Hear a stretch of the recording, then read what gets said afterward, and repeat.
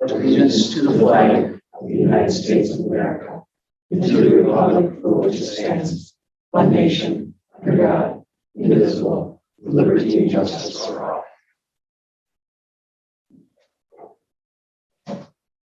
Okay. All meetings in order. Angel will take roll call. Bush. Here. Dunn. Here. Eisner. Here. Vinetka. Here. Gelding. Here. Sullivan. Here. Heberlin. Here. Okay, and I forgot to read our school mission statement. I'll do that right now. Grounded by our history as one of the oldest publicly supported schools in Wisconsin, Mineral Point School District is the heart of a small community that educates and inspires our students for a bright future in a big world. Okay. We'll start off with some recognitions. Mr. Wainwright. The first recognition I have, most of you are aware of this, now we can make it official since the award ceremony took place.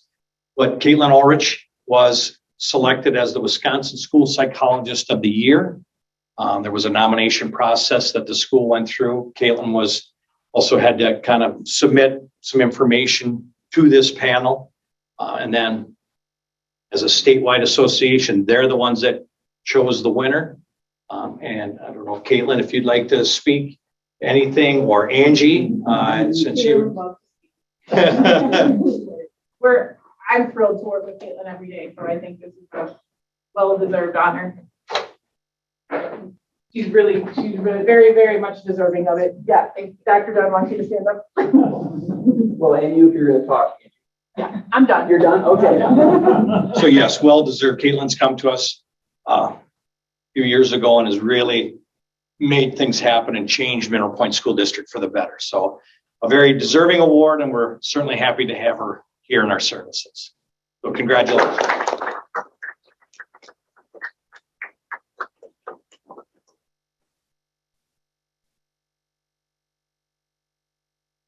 All right, next, I'm going to call Coach Fiedler to the table.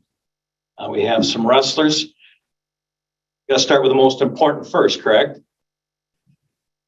Which would, well, yeah, good call. Good call. Yeah. So just to kind of give you a synopsis of the year, it started off with Kylie Rule in the first ever WIA Girls State Tournament, being the first ever Girls State Champion at 132 pounds.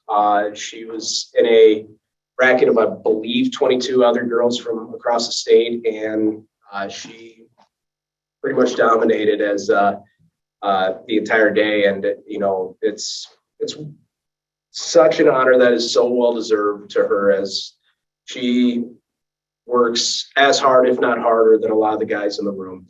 And I couldn't be happier that this girl's getting the recognition that she so deserves. And you know, again, you only get to be first once, and it's awesome to be able to say that Kylie Rule is the first state champion ever at 132 pounds.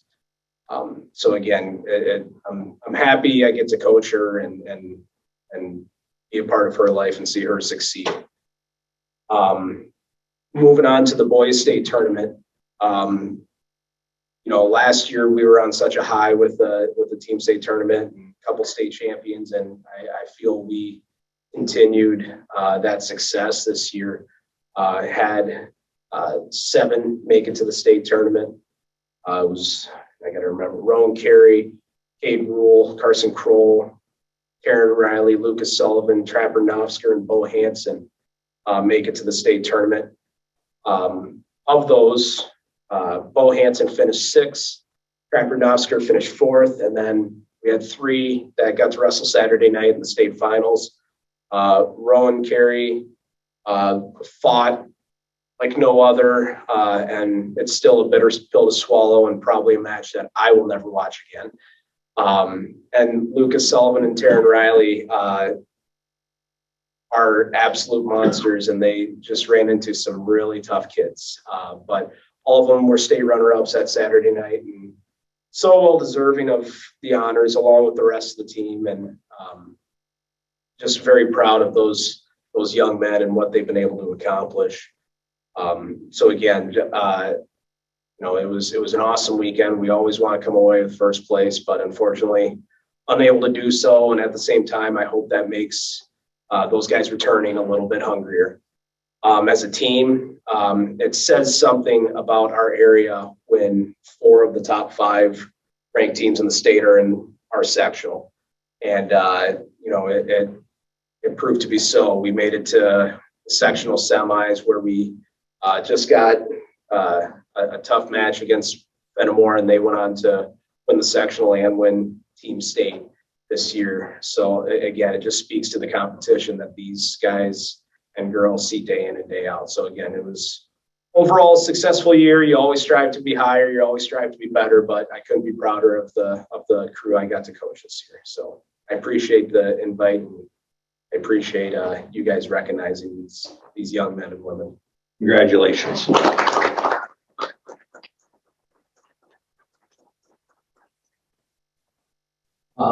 Also this time of year, our state gymnasts, we co-op with the Dodgeville program tryout, Iowa Grant, Dodgeville, and Mineral Point for gymnastics. With a slow start and a strong finish, they won the conference this year and sent several girls, and you can see here Ashley Baumgartner, Brooke Murphy, and Nelson from Mineral Point to the state meet.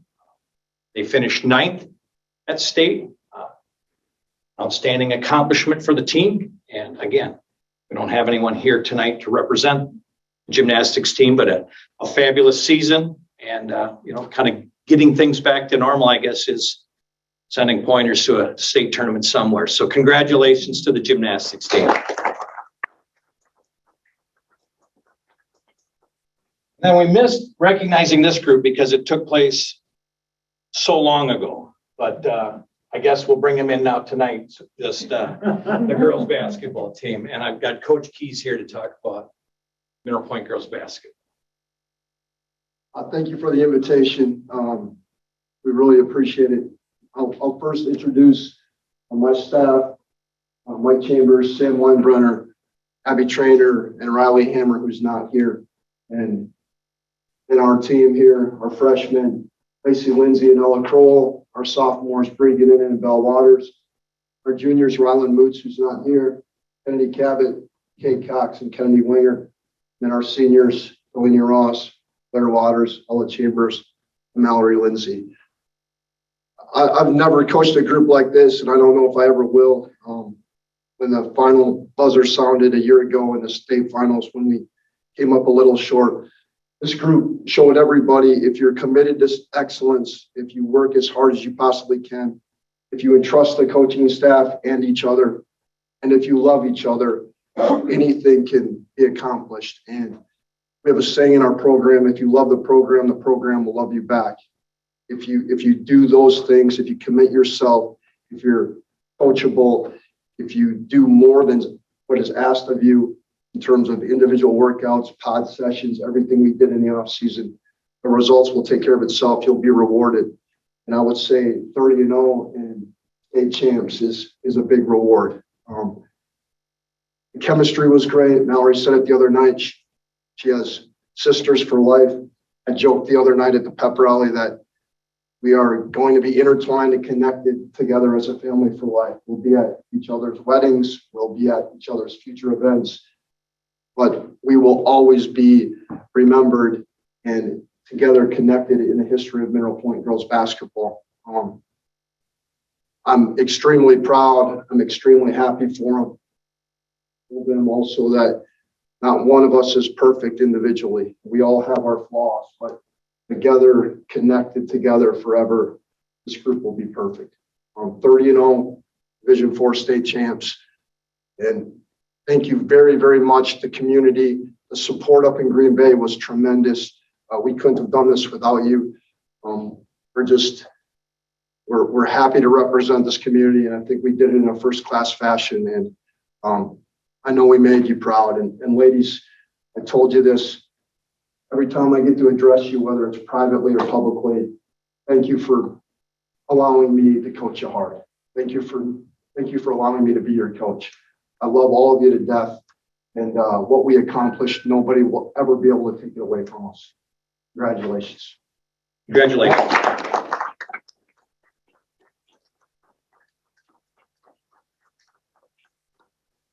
The beauty of 99.9% of all the people that got recognized tonight for their extracurricular athletic prowess, they also get it done in the classroom. So I would stack up any one of the team's GPAs against any other team that they played and feel that we would still come out number one because they're that dedicated to more than just athletics. They get the job done. So congratulations to everyone.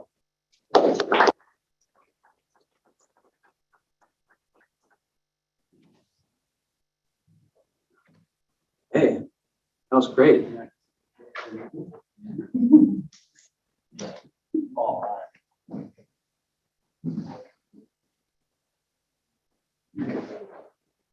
Okay, well, on to less exciting things. We have to approve the minutes of our prior meetings.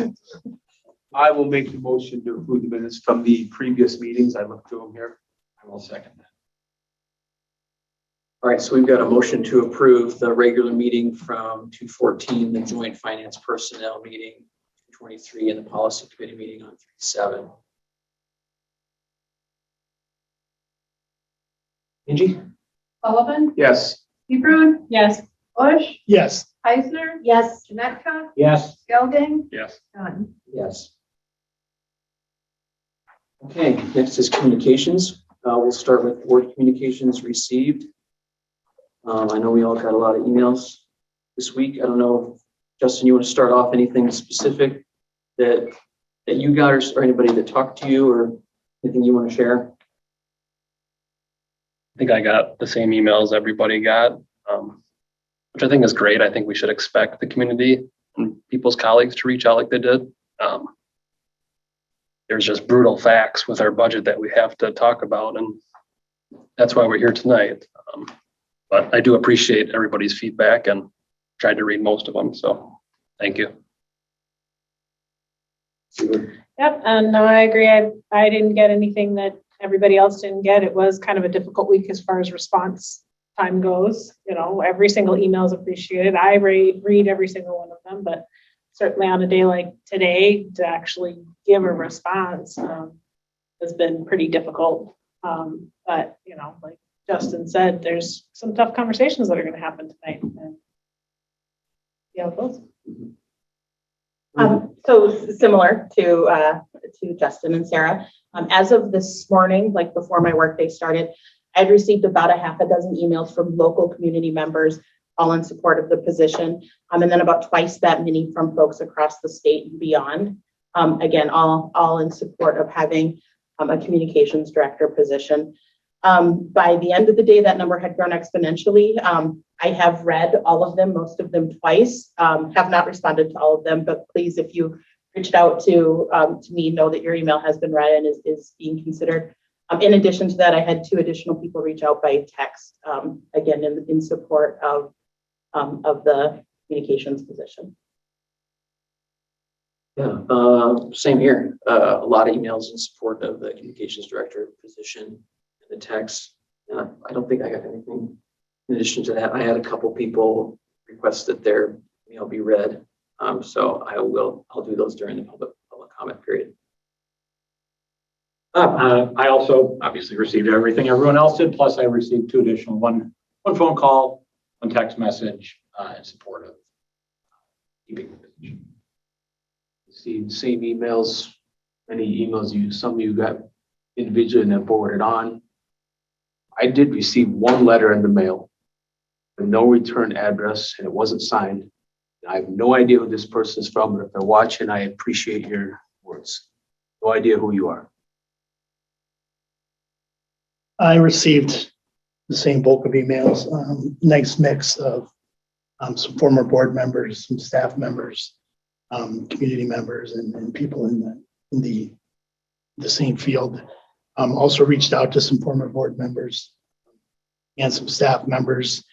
Received a couple direct communications that people asked not to be shared because it's hard to share an unpopular opinion sometimes when it's difficult and not everybody wants their name attached to it. So a lot of good opinions out there, though. A lot of the letters were well written and had good backing behind the opinions. Good, thank you.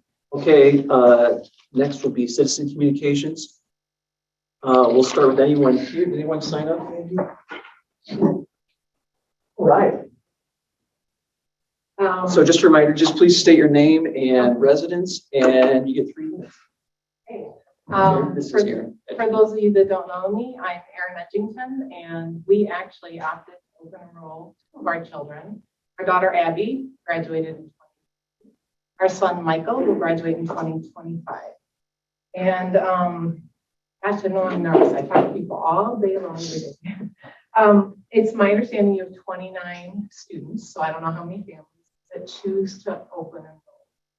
And I don't know what the messages said that you received, but I can tell you why we chose. You guys are amazing, right? Not just the academics. Dr. Dunn said it's the heart of a small community, right?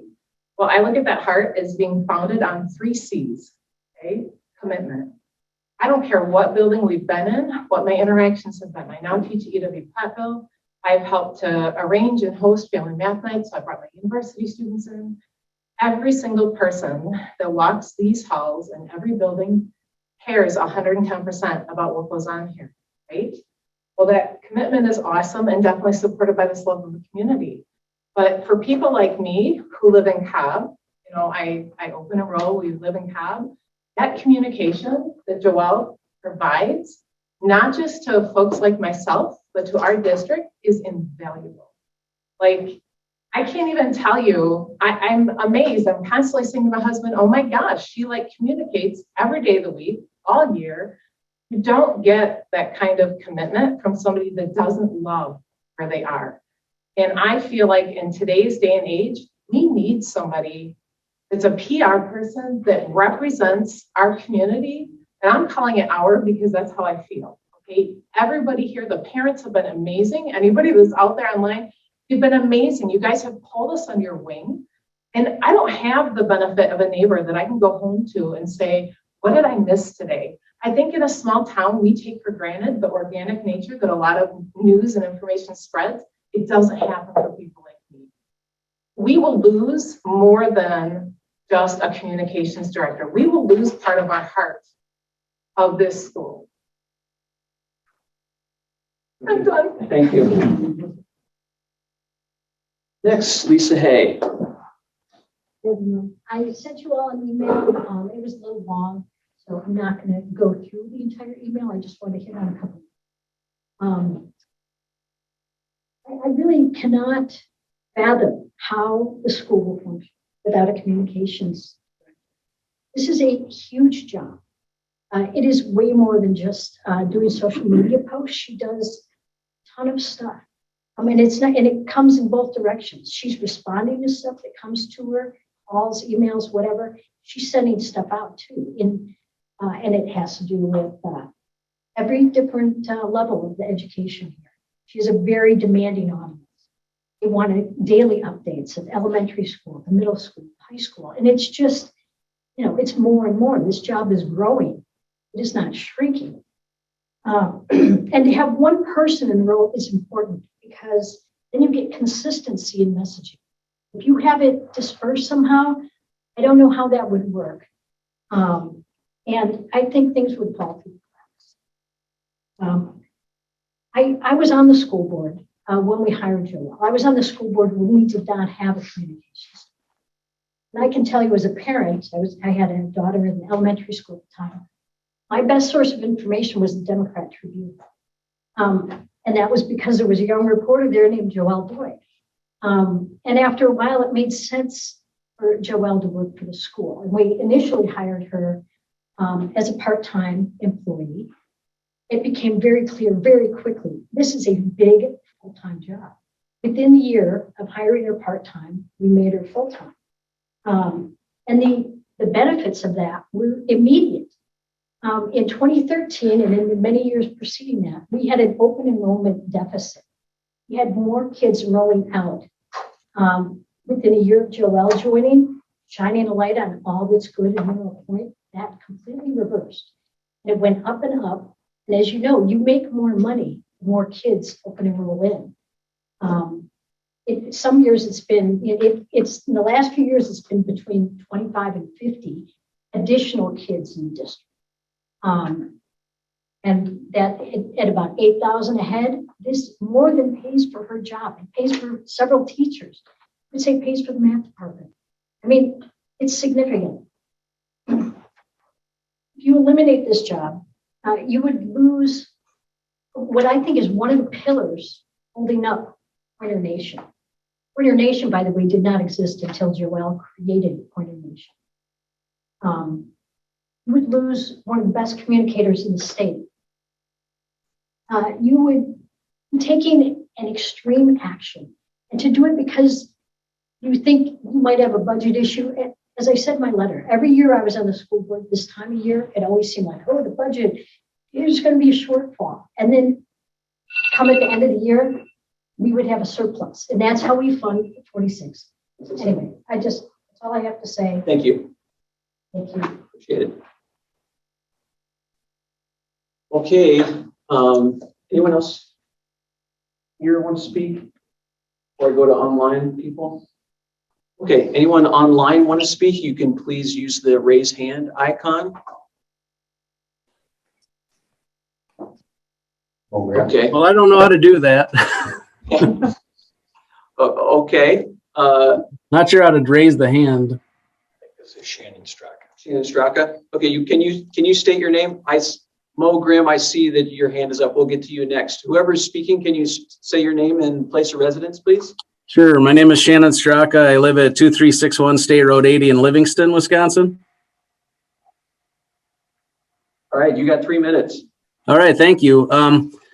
Really want to thank you for the opportunity to speak. I just really want to say that I'm a huge fan of Mineral Point School District and, all of the people that work for the school and the administration and school board. I've been a part of the school and a fan for about 15 years. I had a son that just graduated last year, and his whole time at the school, I was blown away at how well everything was run for him, from academics to athletics. I just really wanted to give you a unique perspective on somebody that maybe has kids in multiple districts to comment on this communication director and your review of that. Having Will go through Mineral Point and the communication I received, it was just such a great thing. We always had timely information. We always knew the schedules of things that were going on and updates of what was happening in clubs and in the classroom and in athletics. And then the other nice thing was always the recognitions for the good things the kids were doing in the classroom and outside and in sports.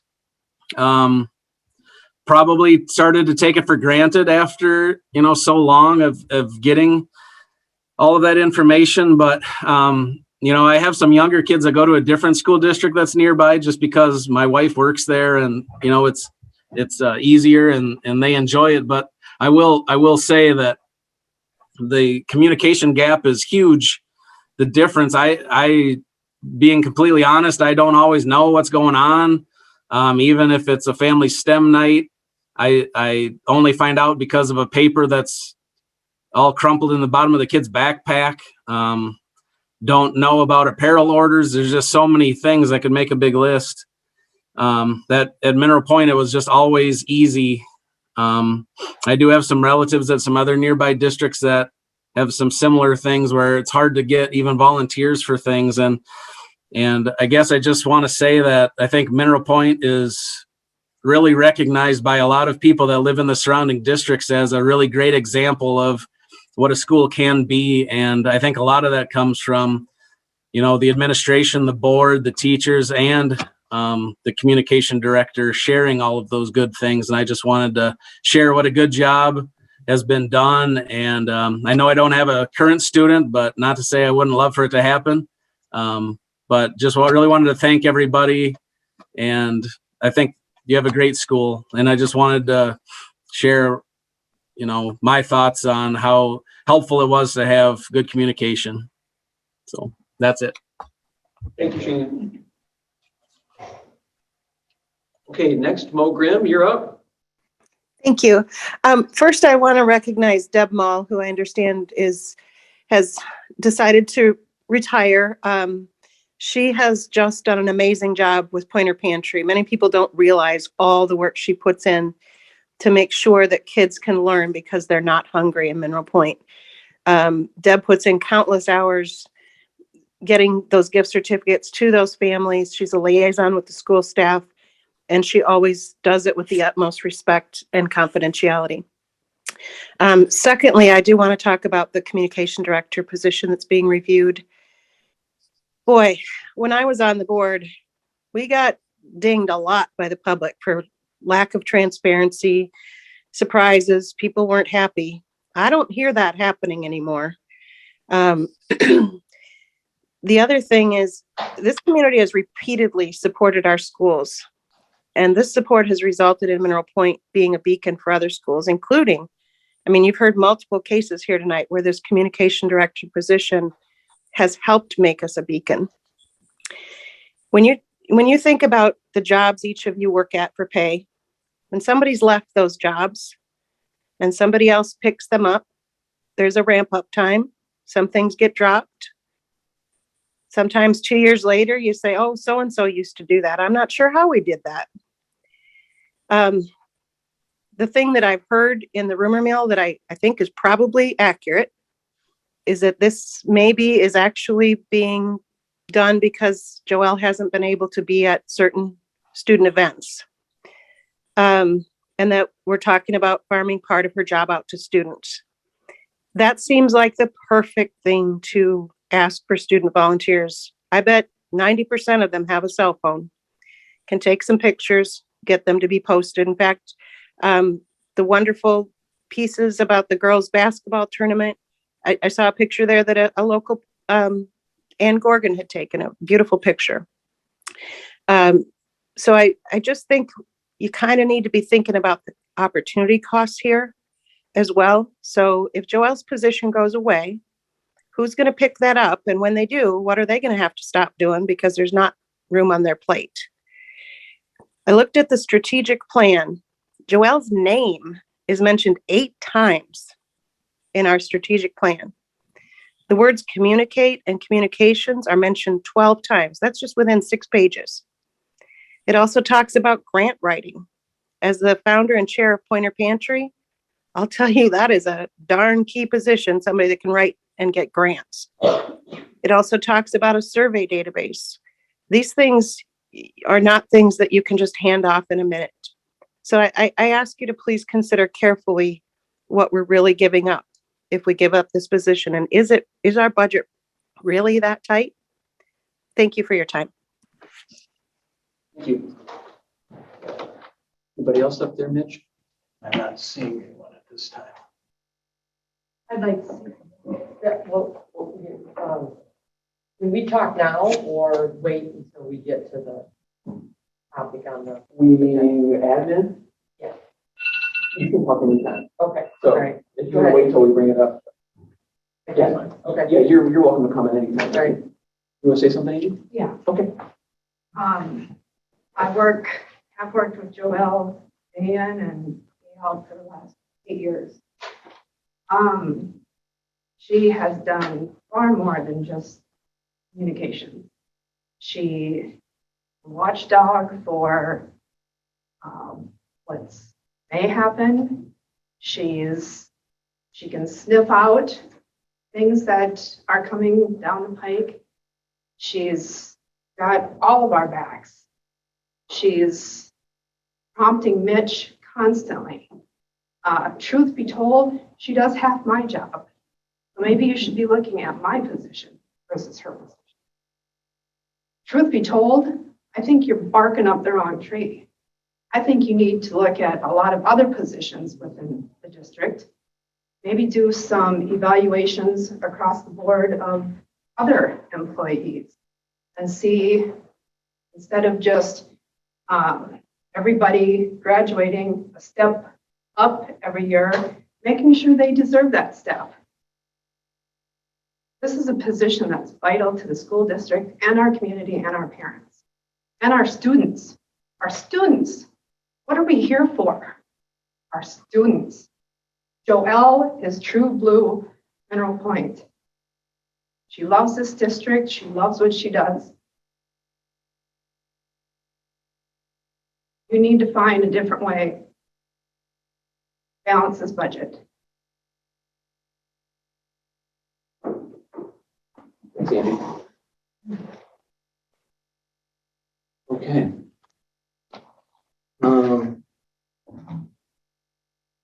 I did have 3 people ask me to read their letter.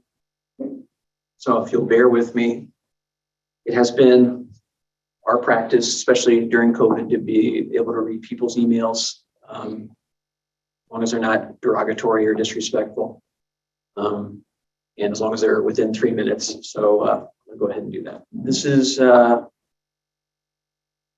Jessica Broglie, supporter of rural education in Wisconsin, Broglie Communications. Here, Mineral Point Board. My name is Jessica Broglie. I have worked in rural public education for over 20 plus years and have experience as a communications professional, both in education and in the business world. Upon looking at your upcoming board meeting agenda, I see that you are considering the elimination of your communications director position. As a strong supporter of school communications, I want to stress the importance of this position.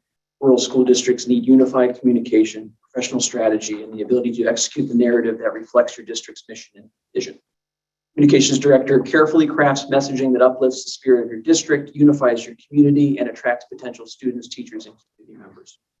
The communications director is a pivotal position, not only for your school district, but for your overall community. All of these things are going on because of your investment in the communications director position. Joelle has been an outstanding advocate for your school district. She has created a clear and consistent branded communication strategy that has positioned Mineral Point as one of the premier rural schools in Southwest Wisconsin. Several years ago, when I was studying school communications, I observed how she handled branding, design, and thoughtful word choice, and made note of her ability to craft a unified narrative, write professionally, and engage with the community. Actually, as I reflect, I remember how often another district mimicked her writing style or graphic design just days after her original posting. I realized that I wasn't the only one studying the best. She's the president-elect of the Wisconsin School Public Relations Association, known across the state and nation as an advocate for rural schools and an award-winning expert in school communications, and she's yours. You will absolutely regret letting her go. Mineral Point School District has demonstrated progressive thinking in rural education in Wisconsin. Please continue this trend by keeping the director position. Next is from Kristen Mitchell, Mineral Point. Here at Mineral Point School Board, I am writing in support of the communications director at MP Schools. Communications jobs are very difficult jobs to measure. There is no clear return on investment with positions like that, no windfall or obvious financial outcome, although MP Schools have received numerous communication awards. The return on the investment of a strong communications person is seen as the positioning and visibility of MP Schools. Our academics, sports, music, etc. programs are outstanding. Much of the state knows this, and they know that because we have a dedicated communications person advocating for our district at every turn. Our visibility equals families staying or moving into the area, open enrolling their kids, and wanting to be a part of our superior schools. On a smaller but equally important scale, we as parents don't need to worry about what is happening in the schools or what events may be coming up or canceled. We are communicated with on a daily and weekly basis. Our website and email communication is informative and helpful. I am assuming as well that Joelle in that position is an asset to the administration because she can take the burden off others, i.e. apparel orders, scheduling, etc. I see what Joelle does on a daily basis as an asset to our school district and our community. Please consider that as you discuss that position. And lastly is from Tom Wermuth, former district administrator of River Valley and current district administrator in Adams Friendship. Dear Mineral Point School Board members and community, during the fall of 2014, I was impressed that the Mineral Point School District was able to secure a communications director position. At that time, communications director positions had historically been a position that only existed in large urban and suburban school districts. I felt that this move was extremely progressive, forward-thinking, and innovative, and would change the direction of the Mineral Point School District. It has been clear to me as an outside observer that hiring a communications director has been beneficial for the Mineral Point School District, helping spread the Pointer Nation line and name not only across Wisconsin, but across the U.S. that showcase the work of your district and achievements of your students. This is due not only to supporting the position, but also hiring the right person for the job, Ms. Joelle Doi. Supporting the communications director position in the Mineral Point School District appears to be obvious. This position has helped your schools and community have a media reach that is unparalleled in southwestern Wisconsin. This has helped attract students and families to your schools, both through open enrollment and as people move to the area, and shapes the narrative about the activities, events, and accomplishments that occur within your buildings. Supporting Ms. Joelle Doi as your communications director is also critical as your district and community move into the future. Ms. Doi is an identified expert in school district communication and is a leader not only for your students in schools, but for the field she serves. She is recognized by her peers for her work for your students in schools and has attained leadership positions in her field. This is all related to her dedicated efforts and abilities. I encourage you to maintain this position and support Ms. Doi in her role. Okay. I'm done. Well done. Oh. Drink of water. Okay. Thank you for all those communications, both over email and present today. It means a lot to stay engaged with the school district. Okay, next will be items for information and discussion. We'll start with the budget comparison. So through February, a year ago, we had extended just over 51% of our budget. And as you could guess, through February this year, we're at about 52.9%. So within a percentage point of expenditures year to year. Again, as I say, often that tends to be pretty steady for as long as we've been doing these budget comparisons, looking back to last year at this time to current year, we're always within about 1% or 2% in the budget. So it just kind of says a kind of a steady expenditure, nothing really jumping off the pages at anything. So solid fiscal, approach to what's going on throughout the school year. Any questions about that? The only one that stood out to me was the other object 9, where it says we're 36% budget used and half of that last year. Is that just a unique timing thing? Yes. Yeah. Okay.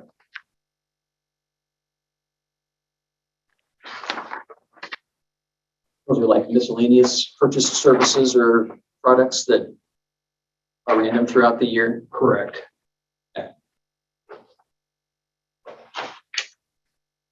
Any other questions or comments? Okay. Going to COVID updates. This last week, the report went out, the notice was sent out. There were 0 positives. The week prior, there was 1. So over the last 2 weeks, it's been 1. And I want to say if we go back to the last 3 weeks, it isn't more than, a total of 4, I believe, over the last 3 weeks. So the numbers are down to a spot where everybody was hoping for. Everybody was hoping for months ago, but we're here. So I think those are some good things that are good for the district, good for the students, community. So I think we're in a good position right now. Any questions about the COVID situation as it currently stands? Okay, thank you. Next is action items, approval of the school calendar for next year. Do you have a copy of the calendar proposal? There were 3 options that were presented to the staff, taking in all sorts of input, and the calendar that is in board book is the one that received a drastic majority of the vote in support of the staff. I do not have the waiver approved. It required a signature. In previous years, it was, I think, maybe due to the pandemic itself, COVID itself, that it was a copy of the board minutes could be submitted as evidence that something was happening. There was a public hearing that the board made this decision. This year, they're requiring a signature, so I have the signatures ready to go. They'll be in tomorrow morning, but we're asking on behalf of the staff to support this calendar, which would be a waiver of starting before September 1. That's the waiver we're asking for. You'll notice that the official first date, I believe, is August 24th. So it would be a 3-day week. The following week would be a 4-day week with, as we affectionately called it during negotiations, Fair Friday would be a day off. We're in Iowa County Fairs in town. And then it would be a 4-day week the next week. If you've been in school as long as I've been, this is a pretty normal contract. Before the law was changed about not being able to start before September 1, a lot of school districts would start and kind of graduate in, how many days they were in school. They would start about this time in August and, get kids used to it, get kids back in a rhythm. It does allow for some work time at strategic times at the end of a quarter, end of a semester. It allows for a day of getting report cards and work done. And again, would be the last day of school, would be graduation Friday for everybody, would be the Friday of Memorial Day weekend. It meets all our requirements for days of instruction, or there's not really days anymore, but hours of instruction. We would still be well over the number of hours of instruction the state would require. Same amount of snow days? Same amount of snow days are built in. 4? Correct. So heaven help me for saying this, but if we have another snow day this year, it will be a full virtual day. Everybody will be expected to be engaged in education in some capacity. How, since I've been aware of Mineral Point graduation traditions, I don't think there's been a year where the general student population completed their school day or their school year on the same day as graduation Friday. Do we have any precedent around how that goes? Has there been one? Yep. One of the waiver dates because of construction. Okay. Yeah. I just wasn't aware of it, or I wasn't into it. It was 2 years ago, I believe, was the whole student body was done by that graduation Friday. That went okay? We weren't in school, were we? I believe you're right. I believe that was 20. So, but that calendar was set up so that everybody would have been done on that same day.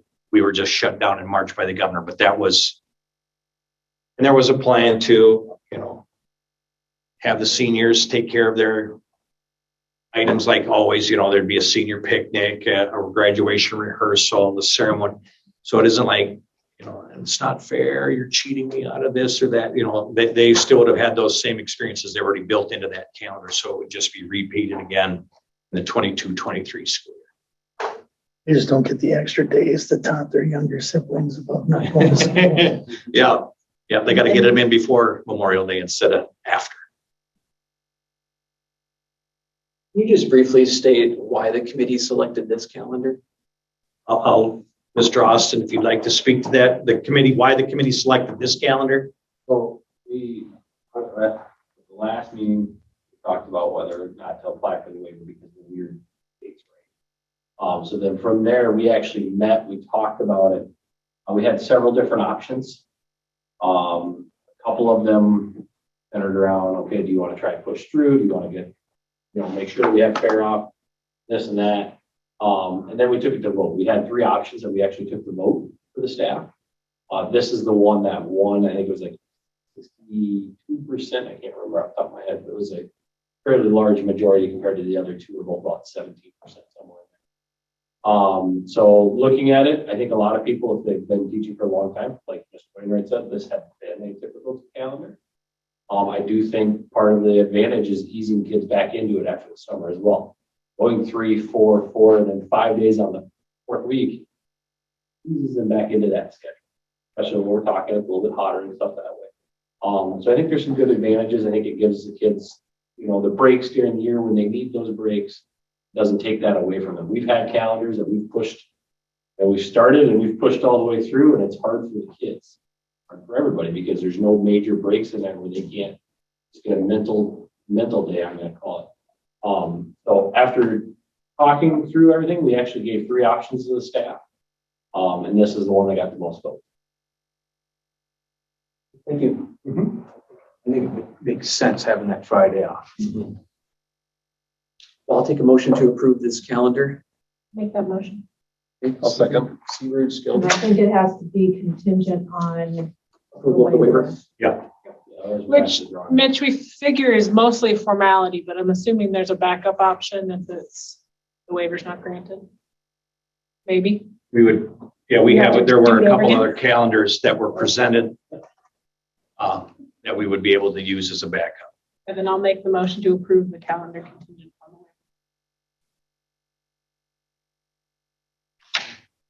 waiver. Skilled, I'm assuming you'll second that amended Yes. motion. Yeah, Yeah, Sorry. second. just to clarify. Okay. So just to clarify, Mitch, I mean, this waiver this year is using justifications for the pandemic, Forces of nature, forces of nature. which the pandemic falls under. So if we were to get really in love with this calendar, there's no guarantee that we could get a waiver accepted in future years. That is correct.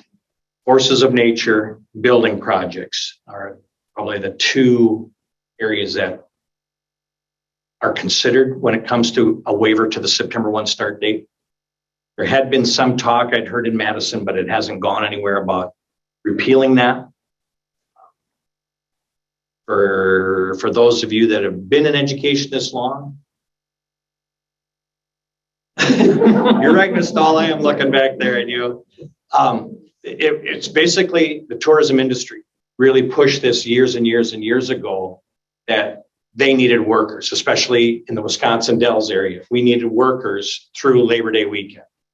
We don't care when they get out in the spring of the year, but we need them in the fall of the year. And it really turned to, I don't care about what's the student need, it's I need a worker need. And that's when the law got passed. And if you've been in Wisconsin Dells in the recent history, those accents certainly don't sound like Northern Wisconsin accents to me when you're in Wisconsin Dells. I don't know how many Wisconsin students are actually working in a lot of those places anymore. So it is a state law and it will take action in Madison to change it, but there's very few areas that you can use and apply for a waiver for. This is one. Okay. Thank you. Any other discussion before we vote? Okay, Angie, one question. Hebrew? Yes. Bush? Yes. Eisner? Yes. Janetka? Yes. Belding? Yes. Sullivan? Yes. Dunn? Yes.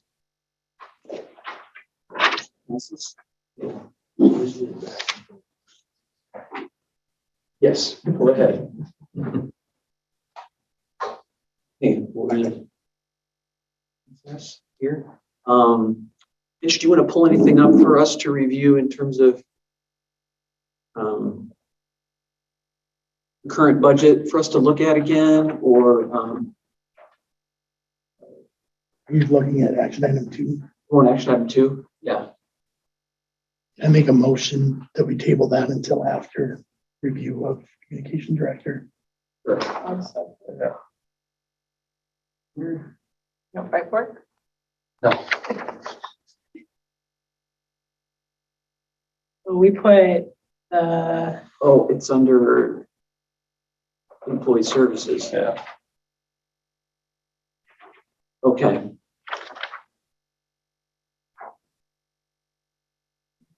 So do you want it to go after we deal with employee services? Or can we pull the communication director conversation? because we have several. I think we should just talk about COVID next because that's what it's. I'm good with either. I think we have some staff members here who might be waiting to present, so I don't want to prolong them with a waiting piece. We go to closed session, so I was just trying to be courteous if maybe we move employee services up and address the SEL position so they can present. And then if, not saying they're going to leave, but then they don't have to wait out in the hall for a while if we do go to closed. I don't have a huge problem with that. We would move, Mitch, we would move employee services up in front of approval of CPI. You certainly can. You want to do that, Andy, moving the entire block of employee services up? I would like to do that since they're both, to me, they're both budgetary. Relevant, yeah, that makes sense to me. I agree. Okay, so the motion made is to move employee services, which is all the approvals plus review of the communication director position. We'll address that now prior to approval of CPI. Okay, you second that, Gary? Yes. Okay, so Bush and Sullivan. Any discussion about that? I'm trying to think of any.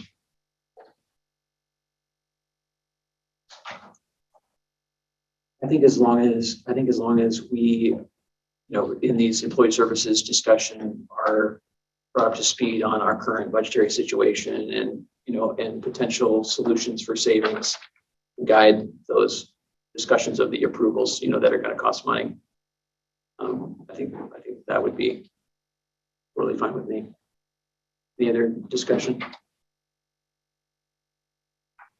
Okay, Angie, let's vote on that motion. Yes. Eisner, Yes. Nutka, Yes. Felding, Yes. Sullivan, Yes. Seabroof, yes, Hunt, Yes.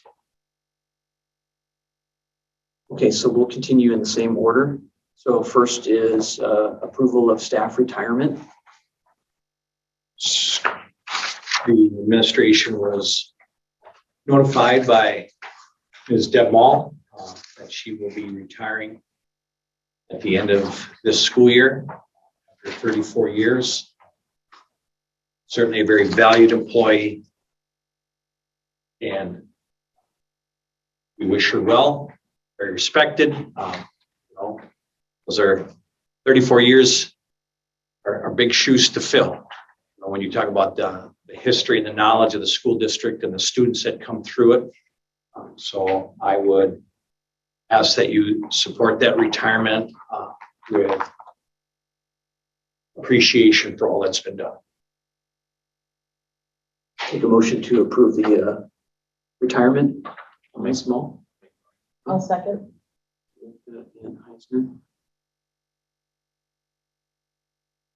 I just want to say it's always a gift when you have a great teacher that stays for a long time and dedicates it to our kids in our district. So sincerely grateful for that. Okay. You're next. Okay. You're preparing to walk onto the center stage. Zedka, Yes. Felding, Yes. Sullivan, Yes. Seabroof, Yes. Bush, Yes. Eisner, A resounding yes with a tremendous amount of gratitude. done. Yes. Okay, next is approval of full-time special education assistant at the elementary. And I would just ask that you roll in the part-time position as well. We had come, ask the approval to post these and try to bring clients in or customers, employees in, sorry.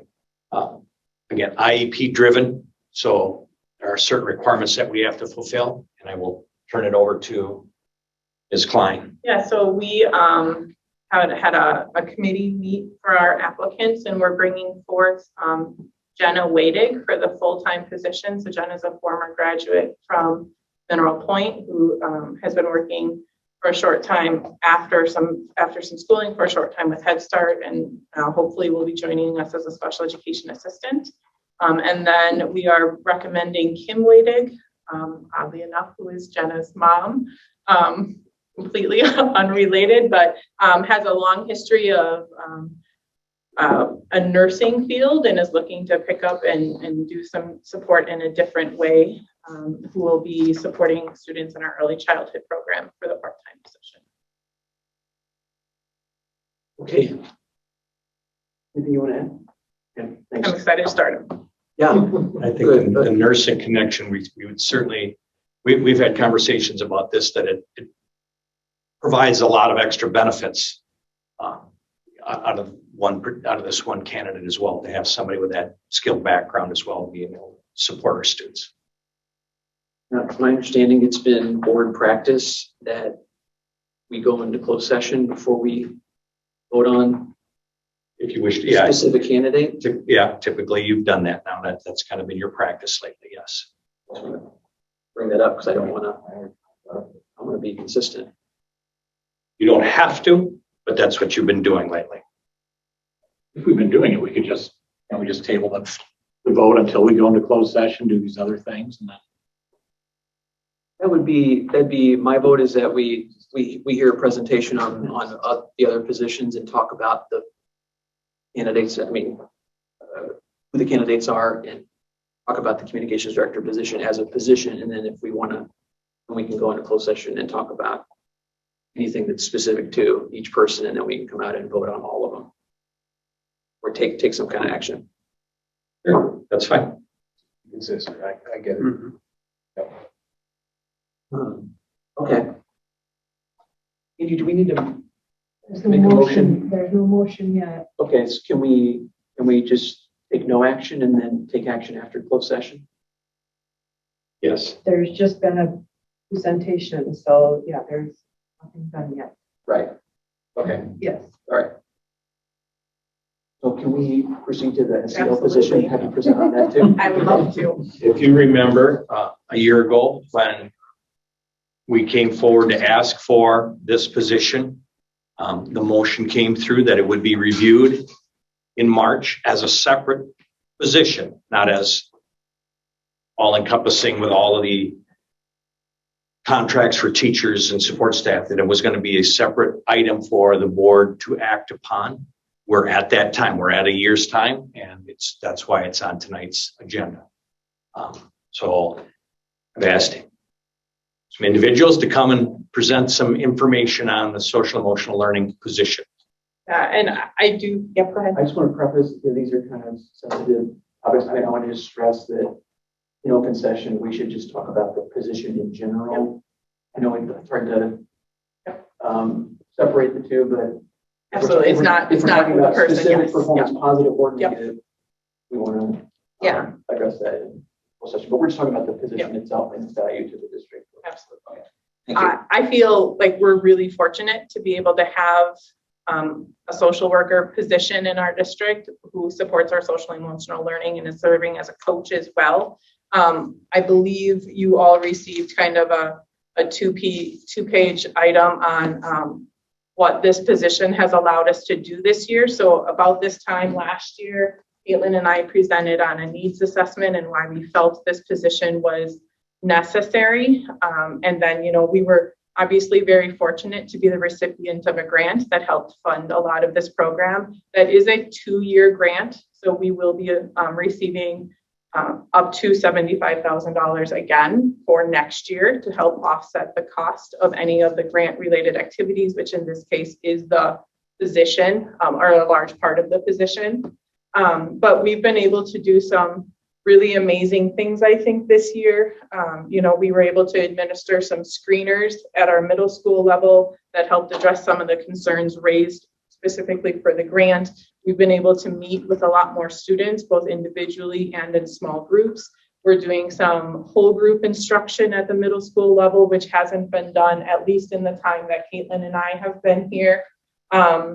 We've started some SST teams and bulking up our systems work to make sure everything is in place. We've been able. What's SST? I'm sorry, we call it SST, a student service team. So our administrators, our pupil service teams get together to make sure that we're identifying students who maybe are in need of support. Those referrals are made by classroom teachers or by other staff and employees of the district who have concerns. We're tracking data better because of that. So I just feel like we've been able to bring a lot more to the district, both for teacher support in ways that we can coach and help support our students in and out of the classroom, as well as better support for our students specifically. And I don't know if there's items that you guys would like to add. Just so you guys kind of know how it runs. I know we're not talking about specific people, but because we do have two people that do a lot of similar work, it's allowed us to put one person full-time in each building.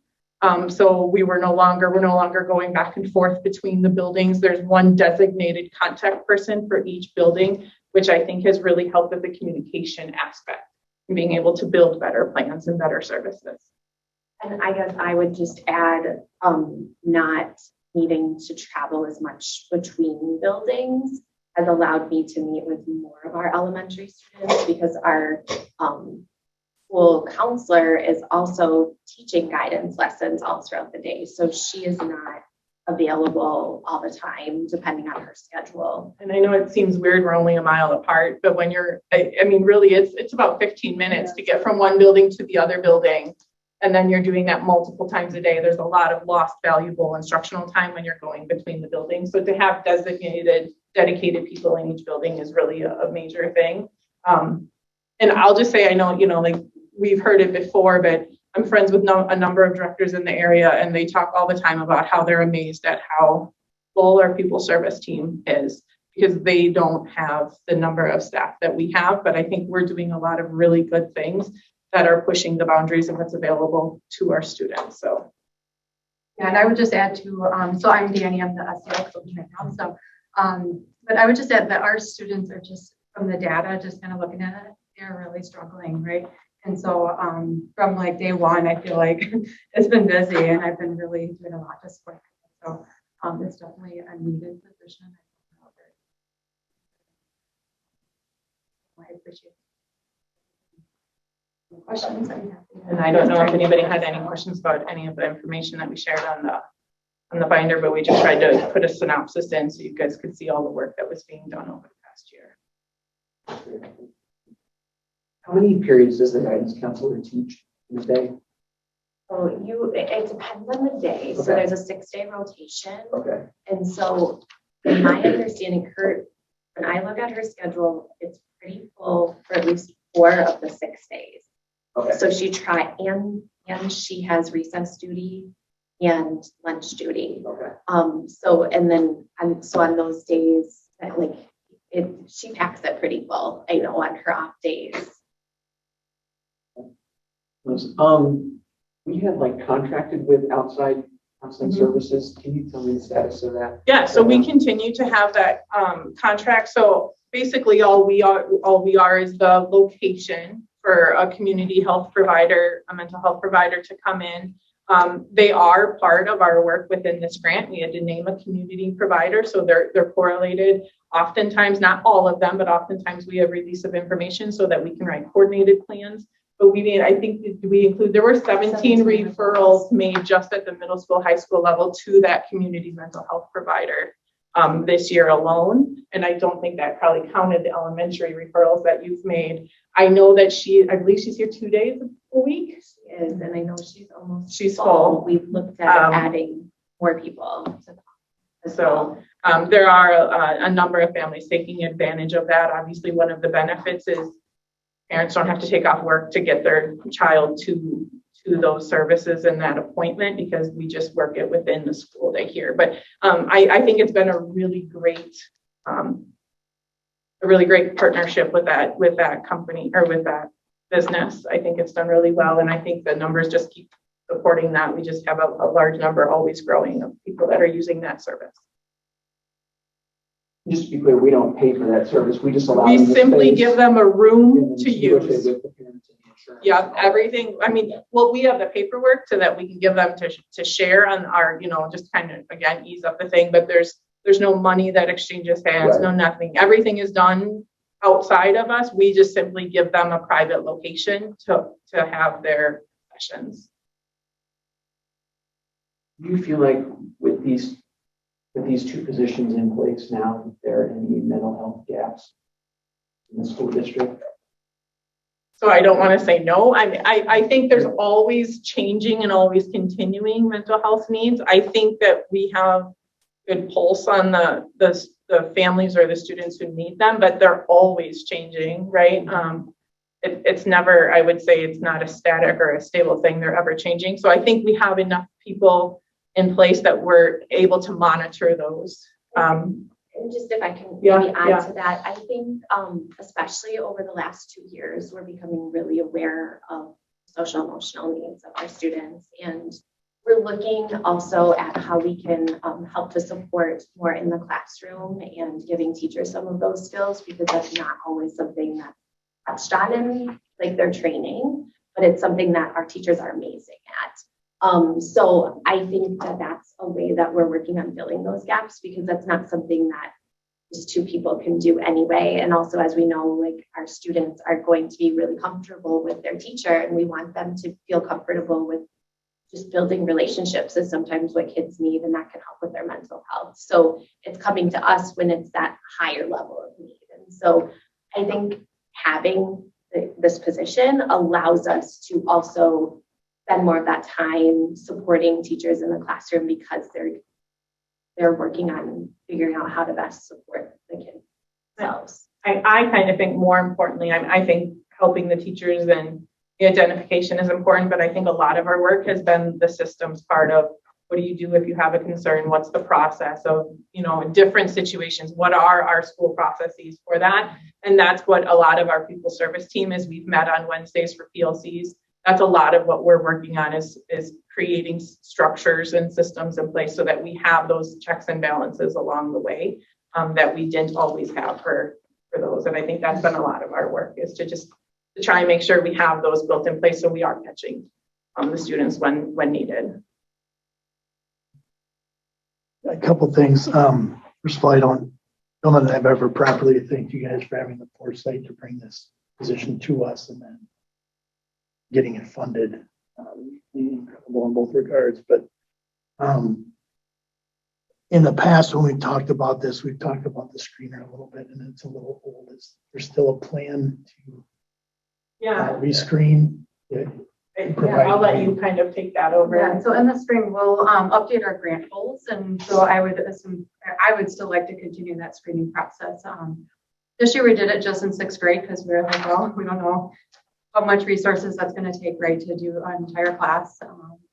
So yeah, we're going to be updating the goals, and we'll see, but definitely I would want to keep that screening process in, because it did, kind of alert us as students that we may not have known that we're struggling with some of the internal pieces. And that's really where it's hard to see that if they're not, showing behaviors or making comments that they're keeping it all inside. So.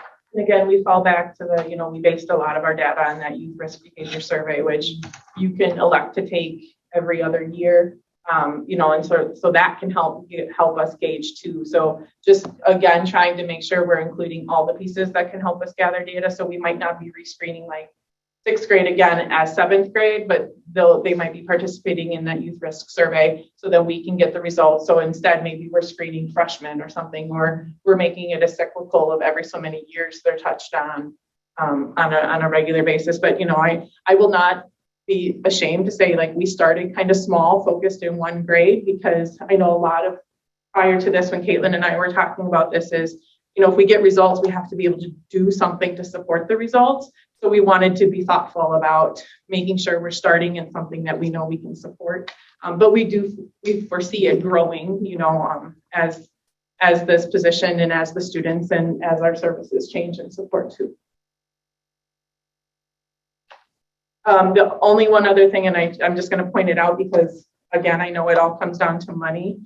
Now that, again, the grant is paying for the majority of this work, not all of it. Now that we have a school social worker in place, there's also a reimbursement from the state of Wisconsin that we can show from here on out every year any changes in incurred costs specifically for social workers hired in the district. We can apply for reimbursement to those costs. So whatever portion of this salary or benefits or this position is not covered through the grant, we will apply next year, because we will be able to do a last year there were 0 costs. This year it was this set of costs in there. So there's a reimbursement that the state has created if you hire social workers. And it is, from my understanding, and I think Mitch's too, it's not like a 1 year, it's a forever in place. Anytime there's an increase in cost, I think it's like 95% of the new cost for that position and within your district. So again, there might be some additional recoupment.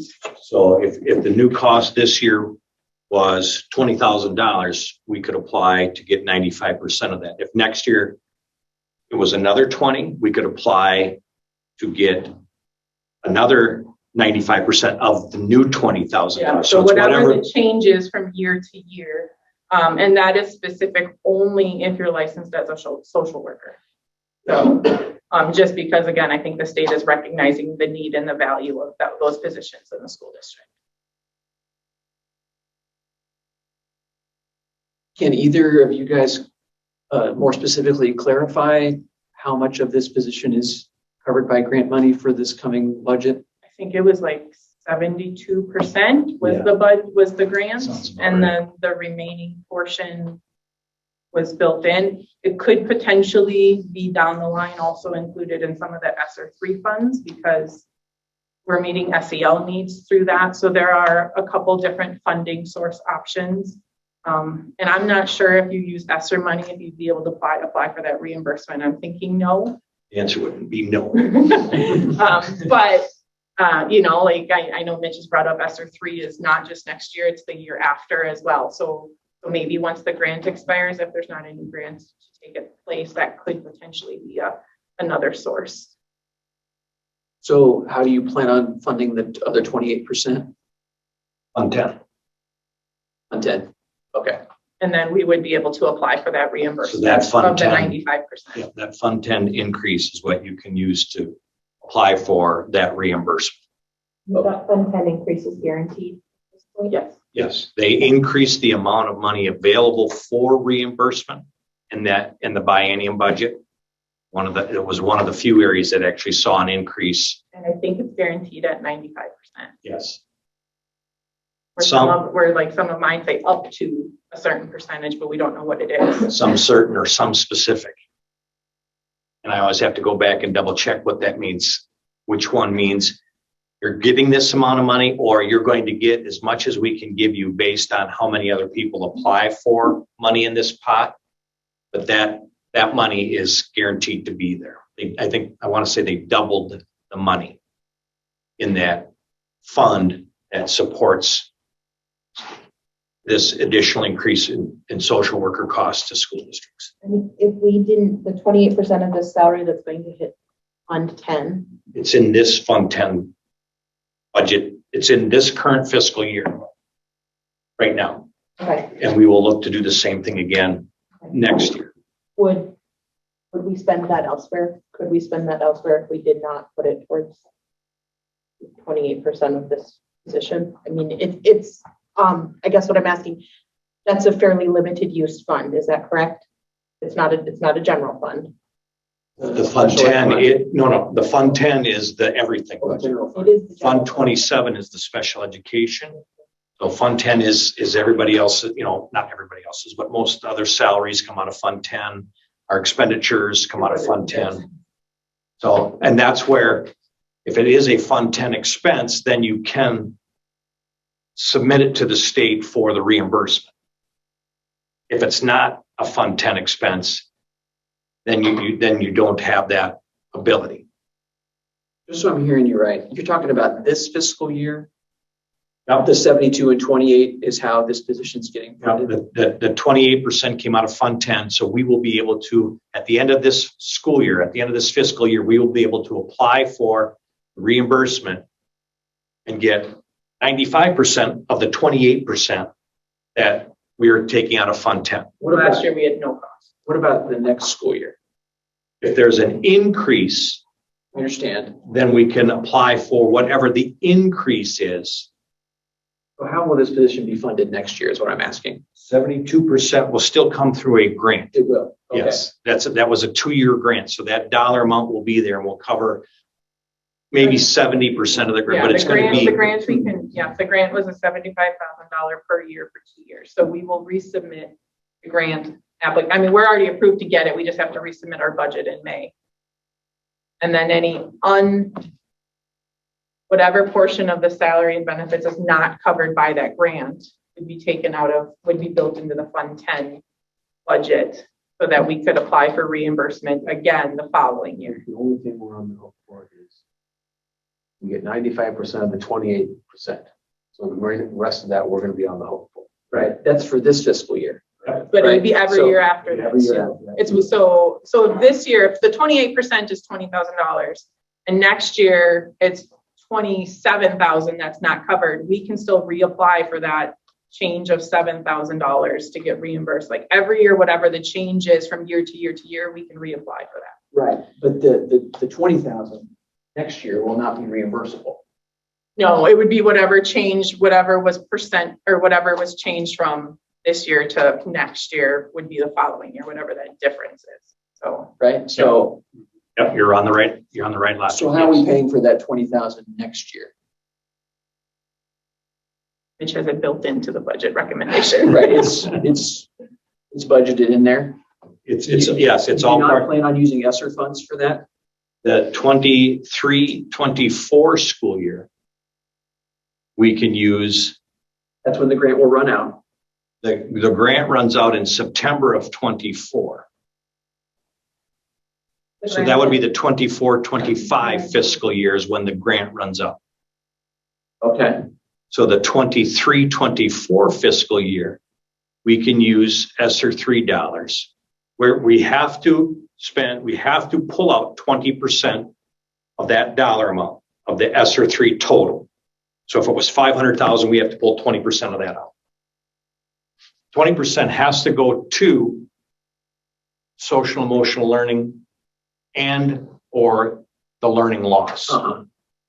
So in year 3, ESSER money could cover 100% of that position. Got it. When we're reimbursed for a position, we've paid out the position throughout the year behind. So really the reimbursement for what we paid out this year is what's going to pay for the position next year. Yeah. If you get the reimbursement you get the reimbursement in the next fiscal year. You don't get it in this one. So it's not like we're waiting for this money to come in so we can pay that individual salary. That reimbursement comes back, but then it goes back into that Fund 10 pot of money as a revenue that helps offset our expenses.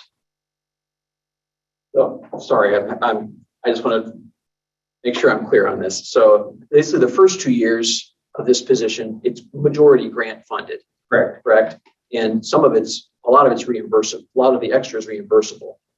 And then the year 3 would be 100% ESSER 3 funds theoretically. Could be, yes. Which would be budget neutral, budget friendly. Correct. And then year 4 would be all on us to pay for the whole salary, but that would be new costs. Yes.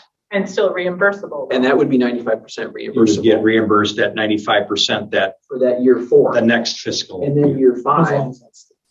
Right. As long as it stays in the budget. Right. And then year 5, there would be no new costs except for maybe CPI or whatever the potentially, yes. Salary is. So we would have to, year 5 is when we would really have to find the money for the bulk of that position. You would look to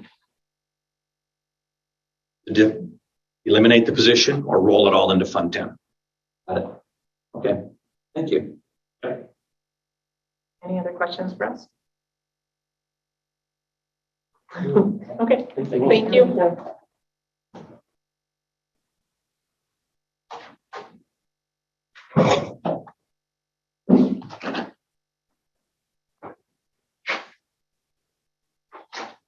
Okay, so next we'll talk about the communication director position, and then we'll go into closed session.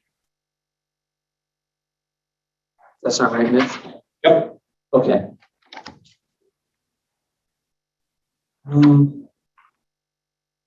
just want to, just like I stated before, we're just going to talk about the position, regardless of how it's performed. I want to assume that this is performed at max capacity, optimum excellence, you know, is it still a value worth our investment for the district? I think that's the discussion. And still, can we afford it as a position? That's what we need to have a discussion about right now. Okay.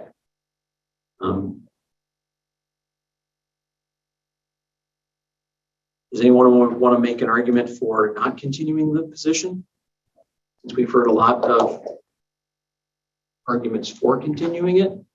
I'm not going to make that argument. I just want to say that I think a lot of the feedback that I had gotten prior to putting this on what we've heard, you know, just in the last few days, I think a lot of that was kind of clouded towards not keeping the position specifically because of a lot of the COVID communications. Just because some people may have been feeling like, okay, well, we see COVID over and over and over and over again from this position. So what's the point? I think it's been a really good thing to hear as much positive feedback as we have for outside things. Right. You know, to kind of So really you were change sensing some perspective. COVID fatigue. Not just Communications COVID fatigue. I think people were wondering. Fatigue. Well, yeah, but I think people were wondering, if not for COVID, was the position useful as a whole? I see. Is what I think, you know, some of the feedback that I had previously gotten was expressing. Okay. You know, and being able to see beyond that and hear from the community beyond that has been really helpful. Great.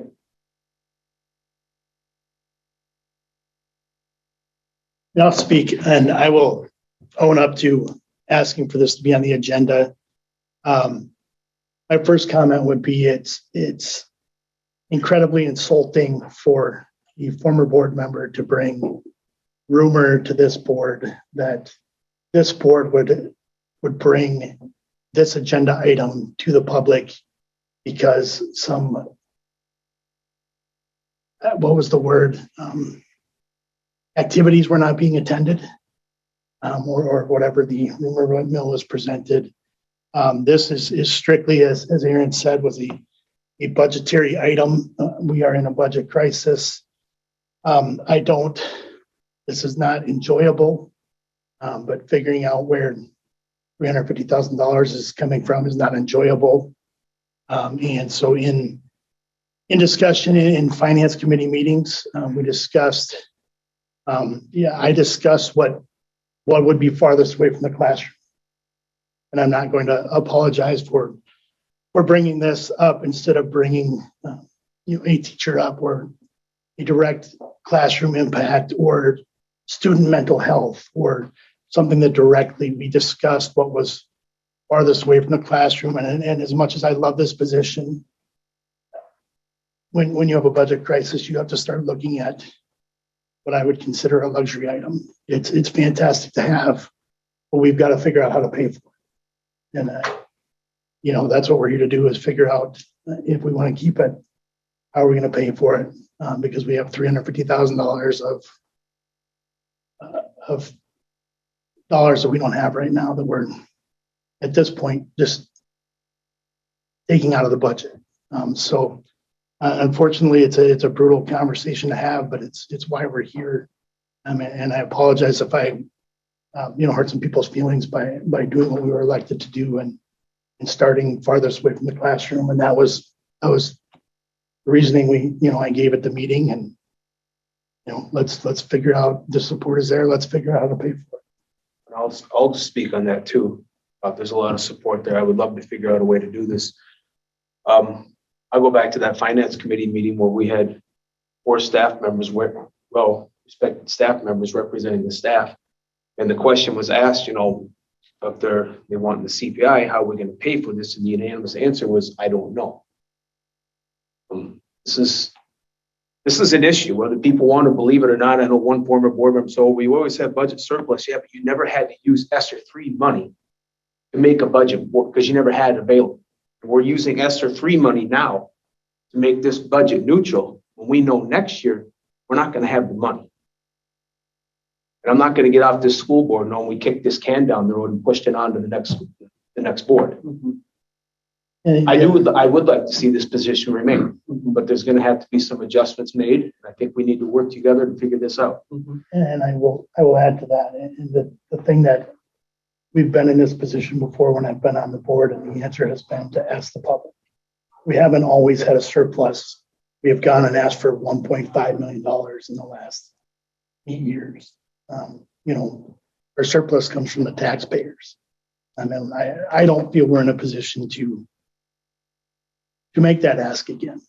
We just made it a few years ago, and that $350,000 is gone, and we're looking for another $350,000. So, that's in case some are unaware of why we're here, that are not at this table. That's why we're talking about It's this. not, there's nothing personal. This is strictly putting a budget, manage a budget. So yes, that budget number is scary. I am not disagreeing with that at all. But I do feel like if we're going to consider eliminating positions, we probably need to think about the entire staff of the Mineral Point School District, starting at the top and looking down, and talk about every single position, what duties they fulfill, and then if those duties could be absorbed elsewhere. And so for me, I was in the finance committee, I was in the committee meeting, and then saw this on the agenda, or heard that this was going to be on the agenda. And I just felt like we kind of took a leap from, this is going to be tough. We're going to have to figure out how to cover this budget or how we're to review this. We're talking about eliminating a position. And maybe there were some other conversations that happened offline that I wasn't aware of, but we went from, we probably need a holistic review of how we can cover every duty in the district that needs to be completed, to having this as an agenda item. I would just say that I agree with Gary's point. I support the position. I think we should figure out how to pay for it, because who could take on all these duties in the job description? I don't think anybody could. And I do think that Mineral Point needs to be a leader in the technology space. Facebook, like my wife said, Mineral Point didn't have a Facebook page until Joelle was on board, and I think we need to continue to do stuff like that. I would entertain looking at maybe not doing CPI and another option that we have in front of us, and use that to pay for the position. And I will say that the point Angie brought up, that I think is a fair point, that there's another brutal fact that we should look at. Not everybody gets the same increase. Like, you got to look at everything. Maybe the outstanding and very goods get a high one, and then the average get a lower amount. Mm-hmm. I can speak to some of the history. I was here during the first strategic planning committee meeting. And, the word that became a 4-letter word back then was transparency.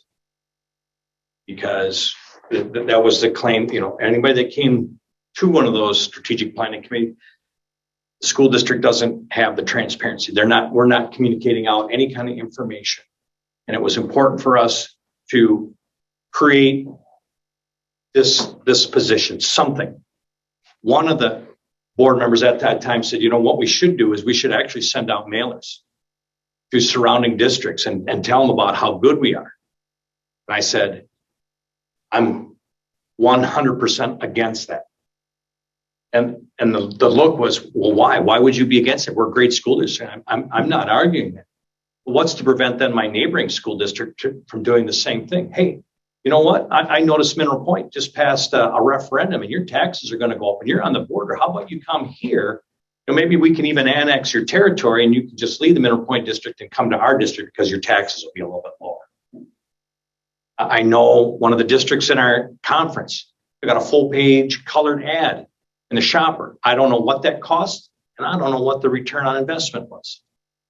I know another neighboring district has got a billboard up. I don't know what the cost was, and I'm not sure what the return on investment will be. We can speak for ourselves. What we're doing is good, and people want to be a part of it. You heard Aaron talk about it, and how do people know that? I'm not your Facebook guy or your Twitter guy, and I never will be, and that's okay, because I don't have to be. But we have that. We have that connection. We have the connection to alumni that leave us and can still find out what's going on stay in touch and make connections. And you know what? We got somebody who was interested in running for the school board that was a former student. We've got somebody whose spouse was a former student that want to be here because they're able to maintain that kind of a connection. If we're not trying to maintain that brand, then why does Cunis advertise? Why does John Deere advertise? Your products should sell themselves, right? People should know, I'm looking for a truck. I'm going to Cunis. I don't have to worry about an advertisement in a paper, on TV. Exact Sciences shouldn't be advertising at all. They're growing. They're spending money and building. So those places have no need to advertise. So you don't need a PR staff because your products sell themselves. But then I take a step, maybe a little bit more selfish or a little bit closer to me, and the amount of confidential communications that have to take place. You know some of the difficult things that this school district has gone through in the last 3 years. Legal issues, personal issues, issues that involve the school district, that farming this duty out to students couldn't happen because of the level of confidentiality. The job, unfortunately, isn't a 9-to-5 job, because on snow days, I'm in communication between 4:30 and 5 o'clock with the communication director. On the weekend, when some horrendous things might happen, I'm in contact with the communications director. Those communications, those connections that are through that position certainly help our district. They help me help our district present the right messaging and do the job that needs to happen to maintain, I'll say, the level of integrity and the professionalism that Mineral Point has. I had an opportunity to speak with Jamie Nutter, former superintendent of the year, who's the director of CESA 3. And Mr. Nutter had said, and I quote, and he said, you can quote me on this, so I quote Jamie Nutter, Mineral Point is the envy of every school district in CESA 3. I didn't know about your school psychologist award, but I follow your school district on Facebook, and it popped up in my feed that Caitlin Ulrich is now the school psych of the year. And he sends off a congratulatory note, hey, keep up the good work. What a wonderful thing. So other school districts, as was mentioned before, copy some of the things that we do. The position has been created in other districts. CESA has created a position that they try to use, and people can buy in that service because everybody knows, yes, there is a cost. What's the return on the cost? And yes, you've given me an unenviable task of presenting a balanced budget in May. And if you ask me exactly how I'm going to do it penny for penny tonight, I don't have that answer.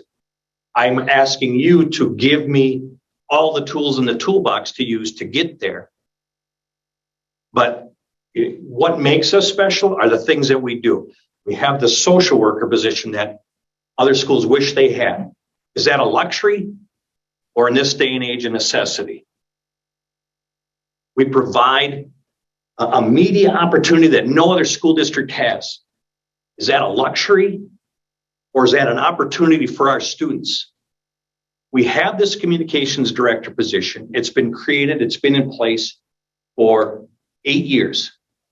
And I think, yes, there's a budget impact to every position we have, but I think it's an important position, and it makes Mineral Point, and it continues to sell Mineral Point as Mineral Point.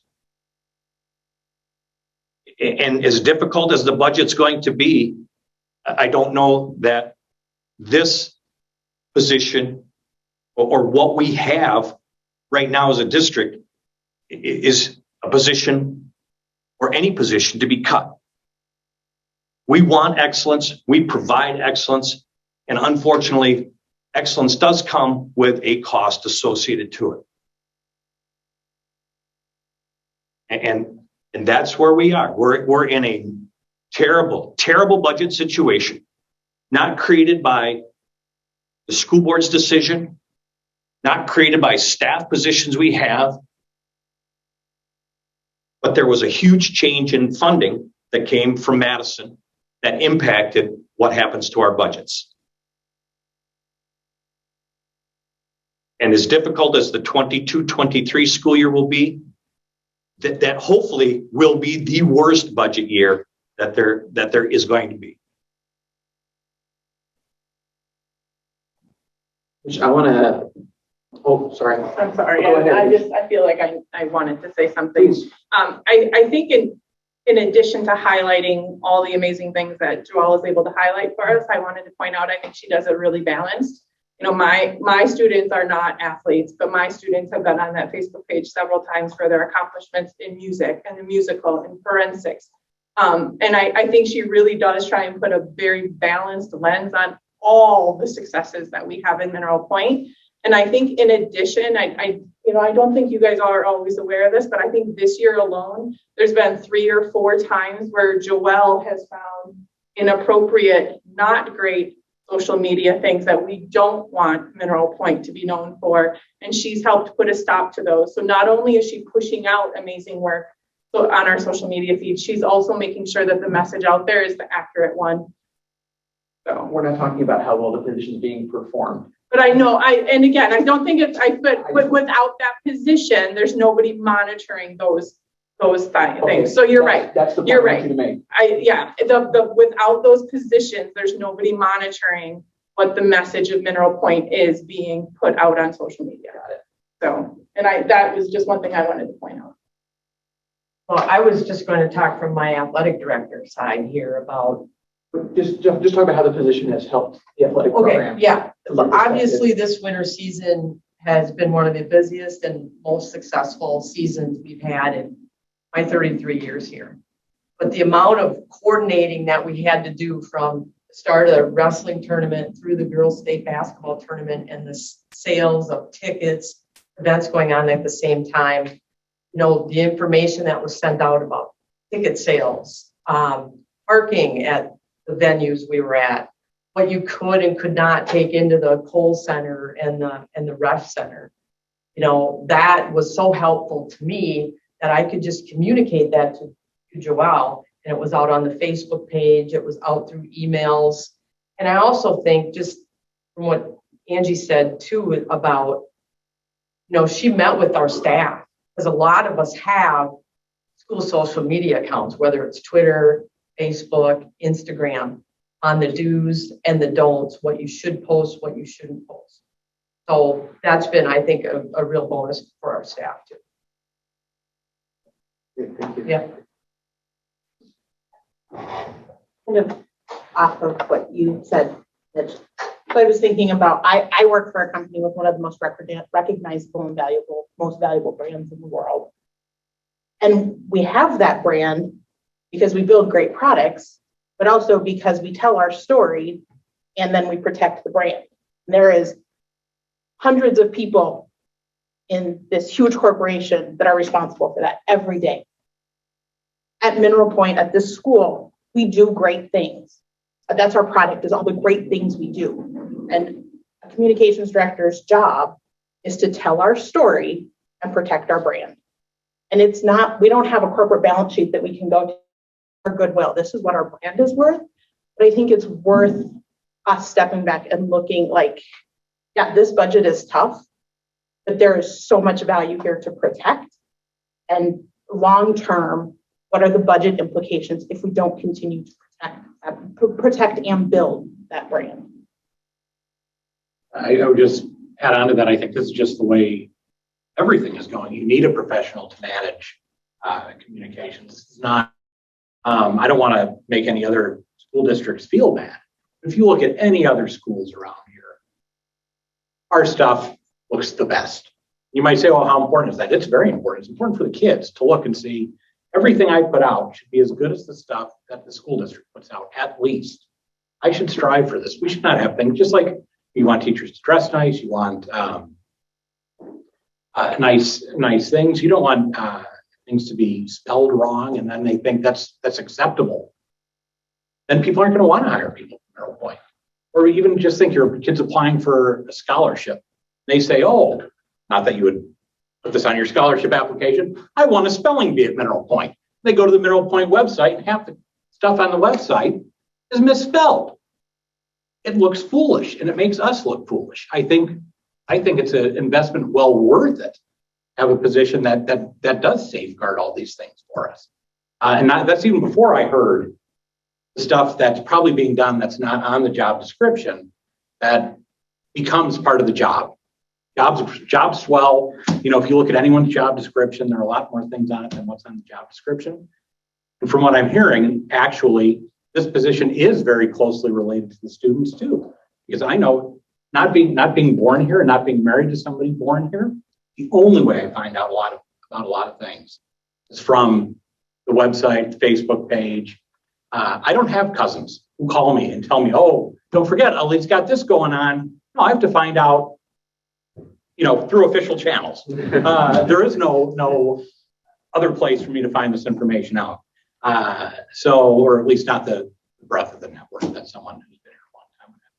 So anyways, I just think the position itself is very necessary and only becoming more necessary as, you know, there's tragedies at school all the time. We have our own tragedies here. And I'm very confident knowing we have a professional position that can handle how we communicate these tragedies. Which I think a lot of the board is showing momentum to support this position if we can afford it. So can we talk about that a little bit?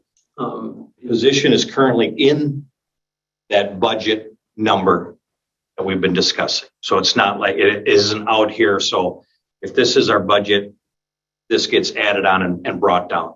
Every position that we have on staff right now, every employee we have on staff right now is in that budget figure. So with retirements, with some of those transitions, what is the budget impact? I imagine that it will be a positive impact, simply by bringing in people with less experience, you know. To what extent, I can't tell you right now until those people, you know, are interviewed and positions are offered to find out the full extent of what that is. But it is in that budget number that we have been discussing. So, you know, if you're talking about a 4.7, a 4.7 with a step, a 3.7, you know, what that position's funding is part of every one of those numbers. Correct. Okay. So in other words, the deficit that we're running into is basically equal to paying the CPI plus what inflation of fuel costs, food costs. I hesitate to say healthcare premiums went up. I don't think they did. Did we have them locked in? It won't go up more than 5.9. And the number I gave you was salary and benefits. So it wasn't just we're looking at CPI. It was, okay, if CPI is at 4.7 and insurance is locked in at 5.9%, here's the impact to the budget. That's the number I shared with you. So the total impact on salaries and benefits. I think CPI itself covers the amount we're currently in deficit. If we looked at salaries and benefits of the entire building, when we looked at it at the finance meeting. That's my understanding. So, and if, you know, as I said at one committee meeting, you know, that there's a $3.8 billion surplus, projected surplus. And one of the plans was, well, let's give school districts $300 per pupil. I do not expect to see that anytime in the future. And just for people paying attention, this year we got zero increase. Correct. Dollars per pupil. Correct. $0. And it's $0 for the next year. Next year. Correct. If they were to give us $300 per pupil, that would almost eliminate all of CPI. Eliminate the deficit. Eliminate the deficit of that CPI increase. So with paying full CPI, we're looking at about a $350,000 deficit, 330. Probably 330, somewhere in there. Okay. So, And again, that, you're right, that's not including increases in transportation costs, increases in food service costs.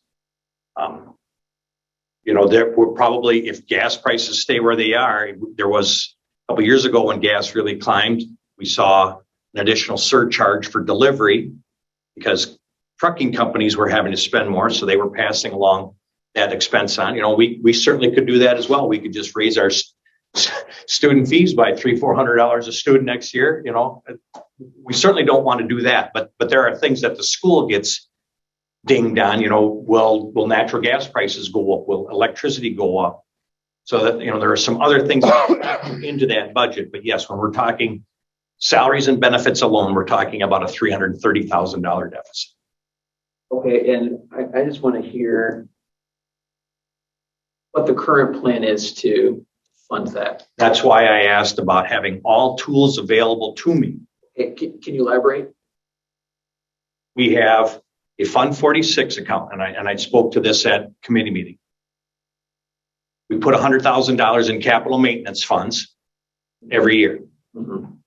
If we zero that out, we still have money available. So if things come up, capital maintenance, we have money in that Fund 46 to cover that. So there's $100,000 off of that deficit. That cover like historically what we spend? Would more than cover it. It would more than cover it. Yeah. Yeah. Yeah. And on some of the things you look at, and I think I've shared this at other board meetings, you have a 26-year-old building.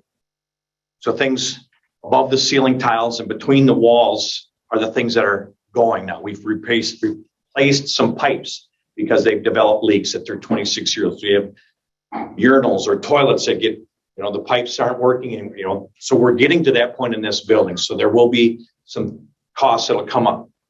I know Roger and I have had many conversations around what happens if a boiler goes out. That Fund 46 would easily cover the cost of a boiler if and when something were to happen. We have that available to us. So there's a third of that salary deficit. We have budget available. And again, I caution this. I don't want to do this, but this is what Madison continues to recommend, that we use ESSER monies to offset any budget shortfalls. We could use $100,000 out of ESSER money to offset budget shortfalls. Again, that is an ongoing expense with a limited time supply of money. And that worries me. And you have some cash reserves in fund balance. We are above 20% as a district. Our policy requires 15%.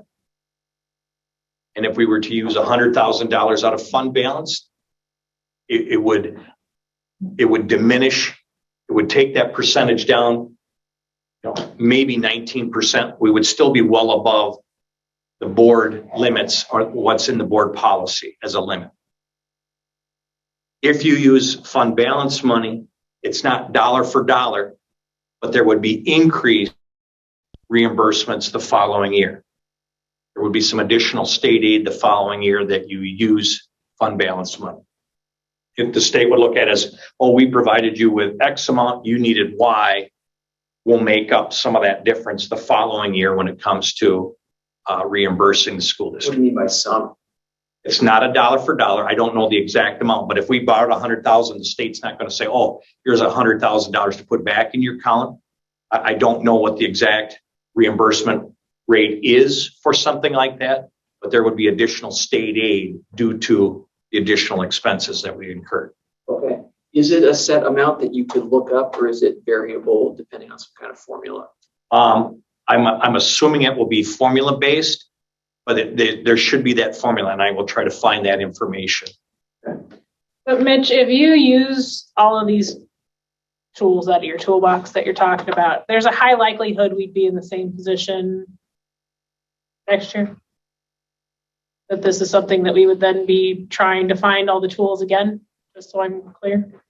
Well, what I would ask is that every person that votes in any kind of election reaches out to our state representatives and explains the situation that we're in.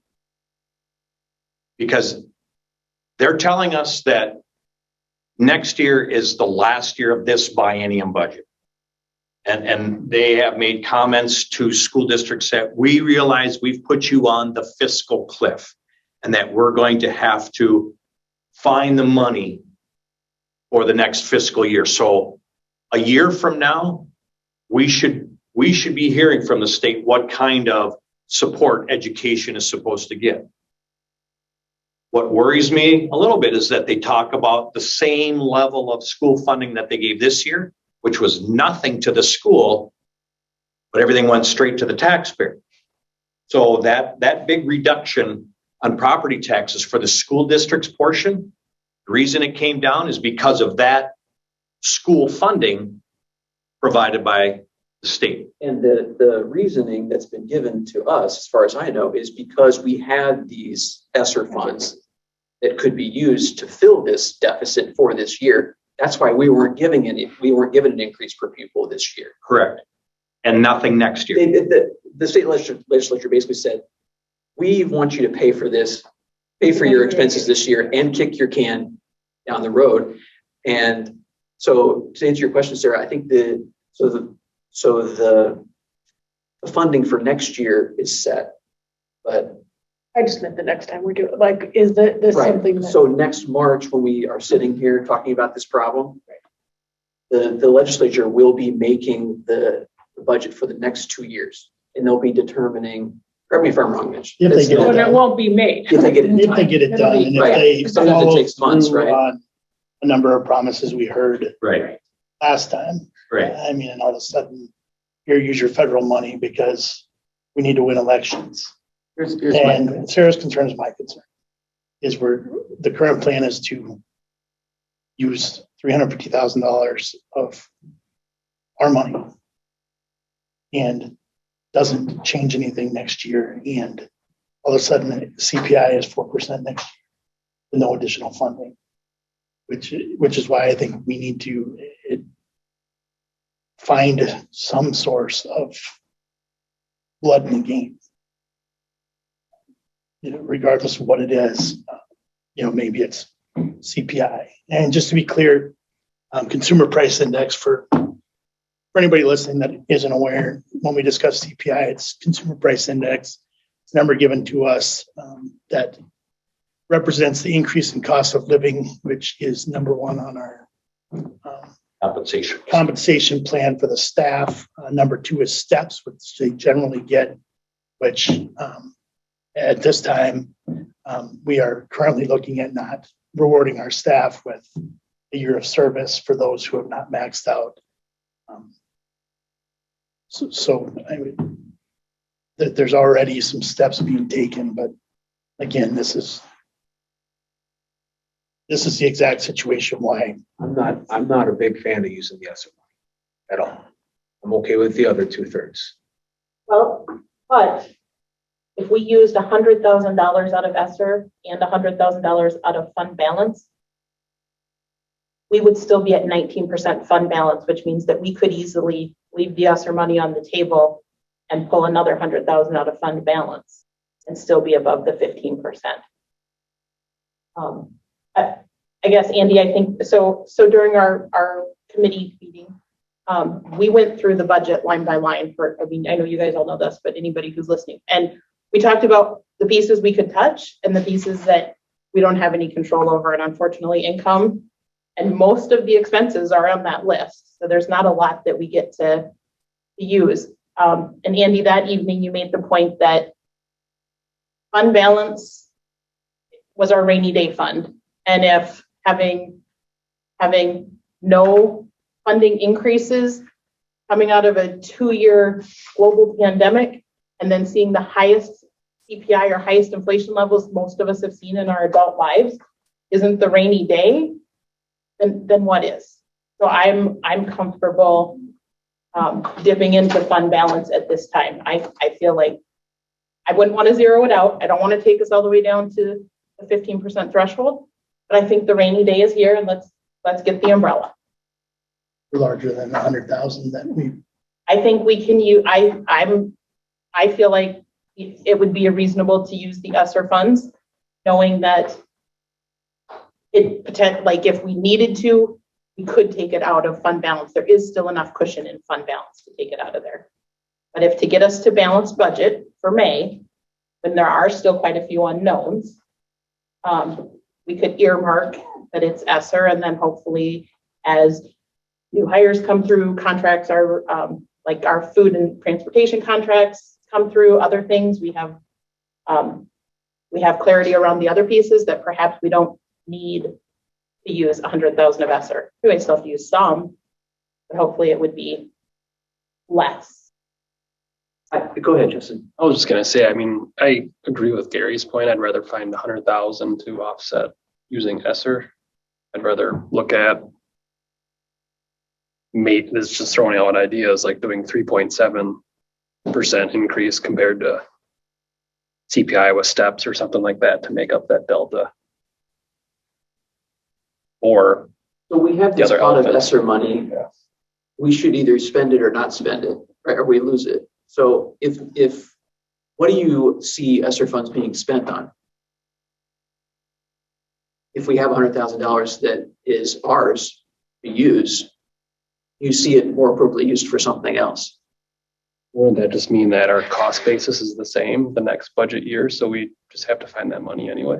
I think the point you two are making, which I agree with, is when we create recurring expenses that are new and use ESSER funds for that, that's when we create our problems, right? Because we create an expense now that we can afford with ESSER funds, but if it's a recurring expense, it's going to come back next year as the same expense, and we're not going to have the funds for it. So I think where we need to be smart as a board is let's assign ESSER funds to expenses that don't recur, or at least most of the ESSER funds to expenses that don't recur, that are in this year that aren't going to repeat. And that's why we had conversations like, instead of, Andy, help me out, but I mean, I think instead of like paying the steps, which is going to stay in the budget forever, we would pay a one-time payment that wouldn't recur. And that way we're creating an expense that we feel is valuable to compensate the staff for work well done and being deemed effective as a teacher. But yet it's not, and it's unfortunately for them, it's not attached to their salary in years to come, but we can't afford that, because the ESSER funds are going to be gone. Right. So do you see what I'm saying? So I think, I think the question we need to ask is, how much of this deficit is a recurring expense versus a non-recurring expense? And then that's fair. Be smart about how the ESSER funds are being used for that. Well, that makes sense. I mean, the recurring expenses are our problem. Well, you could maybe say revenue is the problem compared to expenses. True. We don't get to impact. Correct. I know, right? So our revenue increases this year are not good. So in other words, CPI, paying full CPI, which is something that we all want to do and should do, is going to be a recurring expense. And it's a sizable expense because inflation is so high, right? CPI is so high. So that is something that's going to create us problems,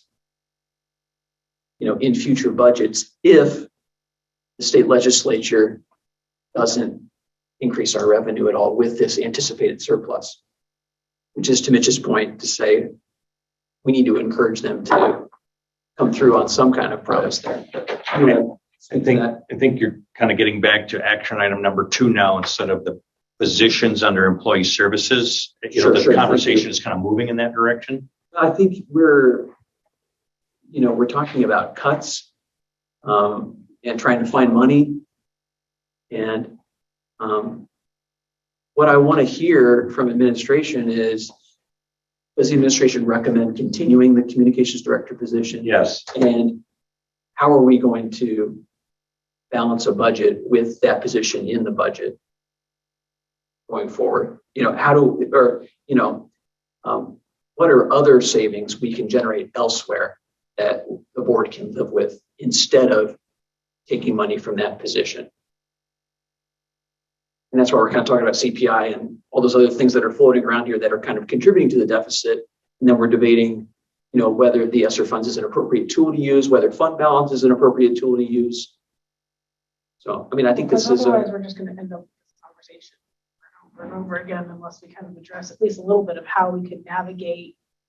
And not necessarily for this particular position. I'm just saying it as a whole. As a whole. As a whole, it's a conversation that's going to be hard every single year, all the time. And, somebody's always going to feel, short-sighted. I think no matter what we decide, that's always going to be the case anyway. Who's our most tenured board member? Has the budget ever been easy? No, it wasn't like this last year. Right. Yeah, but I'm not saying it's going to be easy. I'm just saying that by, if we can find something to help a little bit by having this conversation now, that isn't something that's going to mean that we have to have this conversation, exact same conversation again, by using ESSER funds that we know we're not going to have again at some point and all those types of things. But it's at least a conversation worth having, even when it's difficult. I think the only school districts that aren't having a difficult budget conversation are the ones that have a successfully passed operating referendum at the most recent election. That budget money will impact that budget year. After that, everybody comes back to the same position. The level of expenses continues to outpace the amount of revenue that can be generated through any means other than continually going back to referendum. So, yeah, we're not the only school district in the state of Wisconsin talking about a tough budget right now. I won't say 100% are, because some are coming off of a successfully passed referendum or potentially will become April, but every school district gets back to this conversation again, that expenses are outpacing revenues. I think since we're not discussing a new hire, I don't need to go to closed session, and I think to move our target in a different area, I'll make a motion that we continue the communications director position. Second that motion. Oops, sorry. Sarah, can I have it? Okay, we got a motion to continue the communications director position by Bush, second by Seaver. Any other discussion? I just want to say that before going into this week, I was a believer in this position as an investment of the district. I feel like the next 10 to 15 years is going to be all about school districts in the world of open enrollment and social media and school choice with private schools. And I feel like every school district is going to need a marketing plan to promote their own district and promote their own brand, as Joni said. And I think that is going to be one of the key investments we make, in addition to, our kids in the classroom and quality teachers. But I think promoting the good stuff we do is going to be key to maintaining our good flow of open enrollment, our reputation as the envy of CISA, of the region. And I'm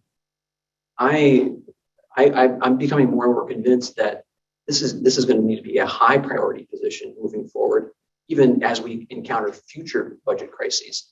And someone shared with me open enrollment data for the last 10 years for the region of Southwest Wisconsin. And to Lisa's point, we were open enrollment deficit about 8 years ago. And now we are one of the only districts out of 35 plus that have a positive open enrollment right now.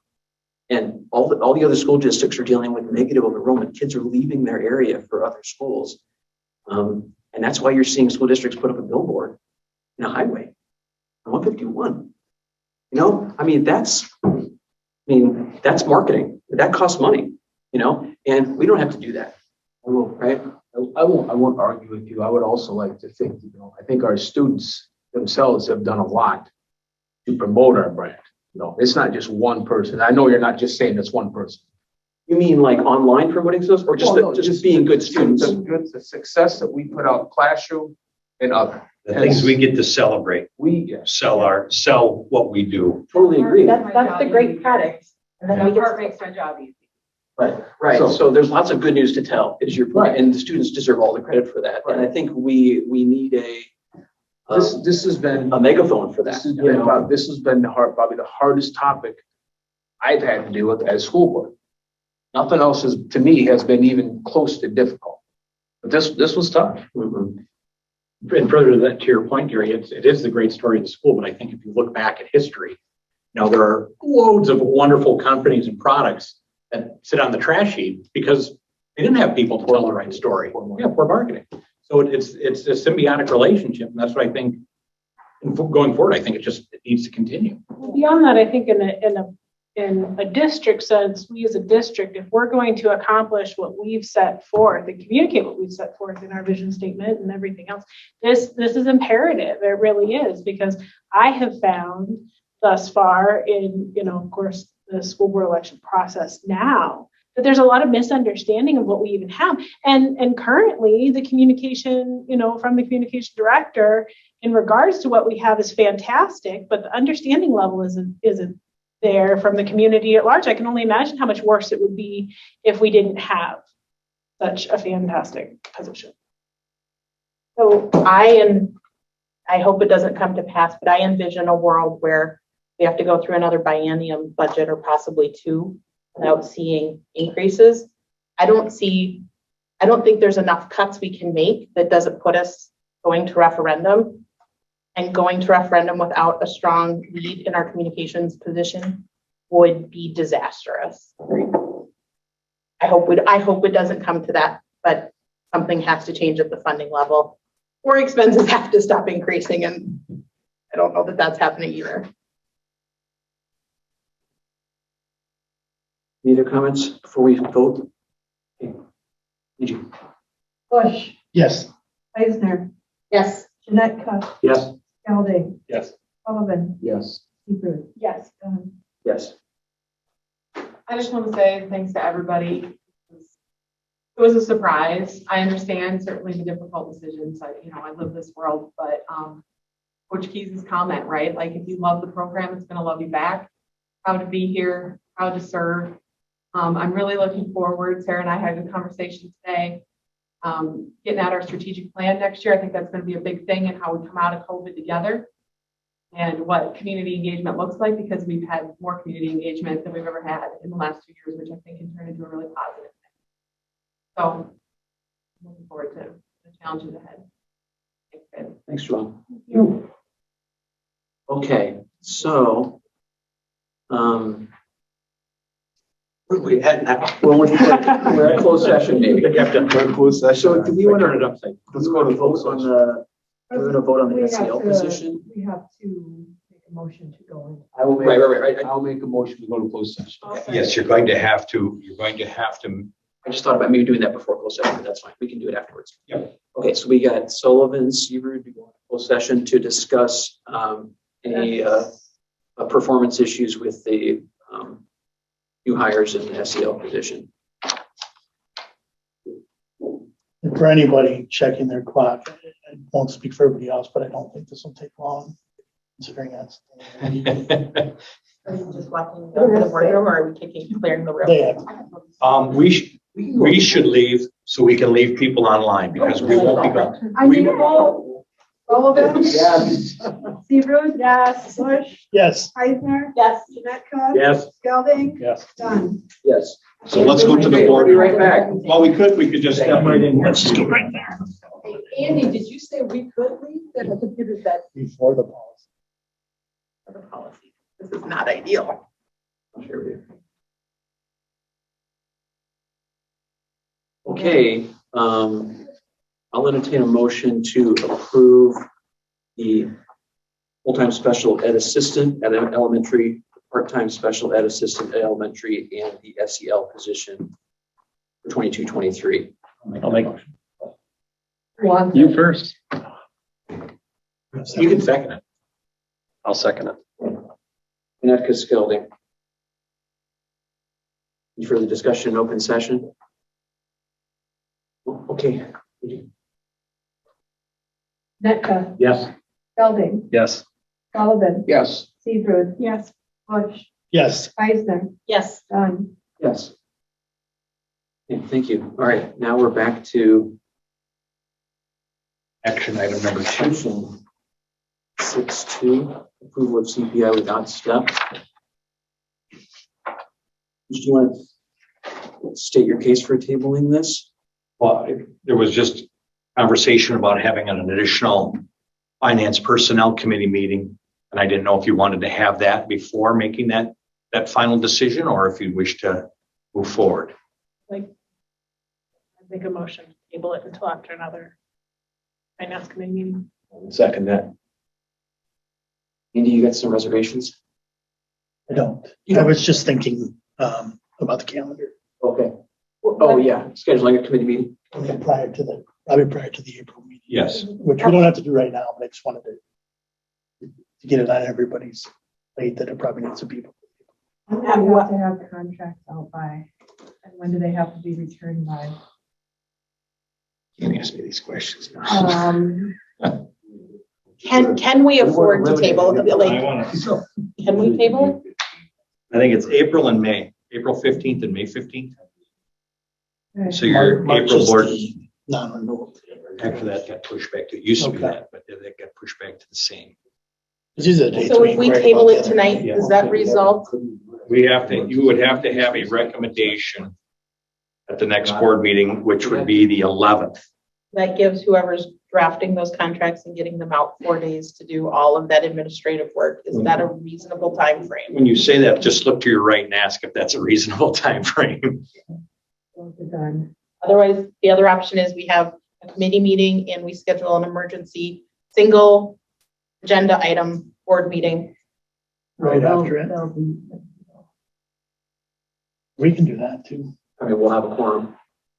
So I'll leave it up to you, Mitch, in terms of whether to, You'll have a finance meeting bringing forward to the board meeting your recommendations. So it'll be. so you'll have a heads up as well. I'll have a heads up pretty much. Okay, yeah, you'll be fine.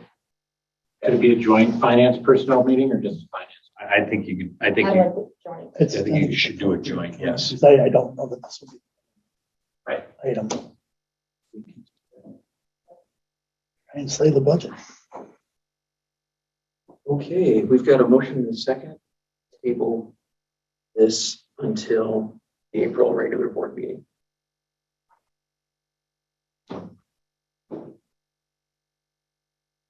Question? Seafood. Yes. Bush, Yes. Eisner. Yes. Netka. Yes. Felding, Yes. Sullivan. Yes. Dunn. Yes. Okay, next are the approval of the policy committee recommendations.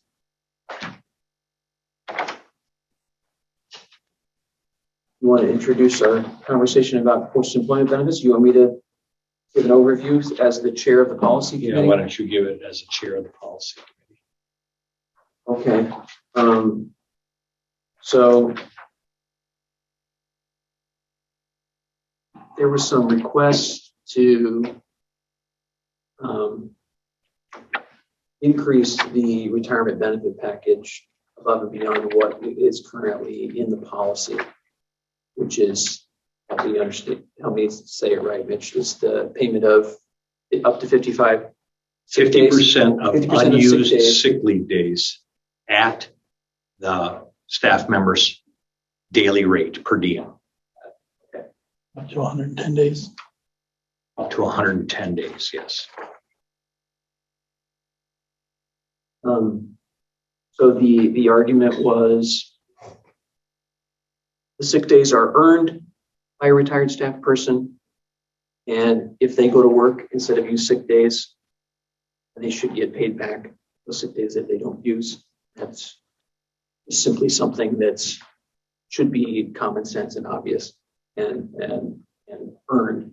The argument is that potentially someone who's maybe given their whole career to the Mineral Point School District has showed loyalty, dedication, years of service, maybe deserves something a little bit more as a token of appreciation from the school district in the amount of either a cash payout or being allowed to buy into health insurance until their Medicare age. Increase the Or increase the percentage of sick days being paid instead of half to potentially 75%. So those were all discussed at policy committee meeting. An example of a token of appreciation, what we would call what we were calling like a longevity or loyalty bonus, was like a $5,000 bonus. Was just thrown out there as a number. And then there was discussion about, well, this makes sense if we can afford it, but how many years of service would warrant that? Would it be 30 plus, 25? Would it be prorated? No. If you get 30, you get this amount, 25, you get this amount, 20, you get this amount. All that stuff was tossed around. And basically the committee could not come to a conclusion on what to recommend to the board, but recommended that we bring this issue up to the board for full board discussion. You did have one editorial was supported on a 3-0 vote. This under section 8.03A, strike out the sentence that says the retirement must be recognized as such by the Wisconsin State Teachers Retirement System. Thank you.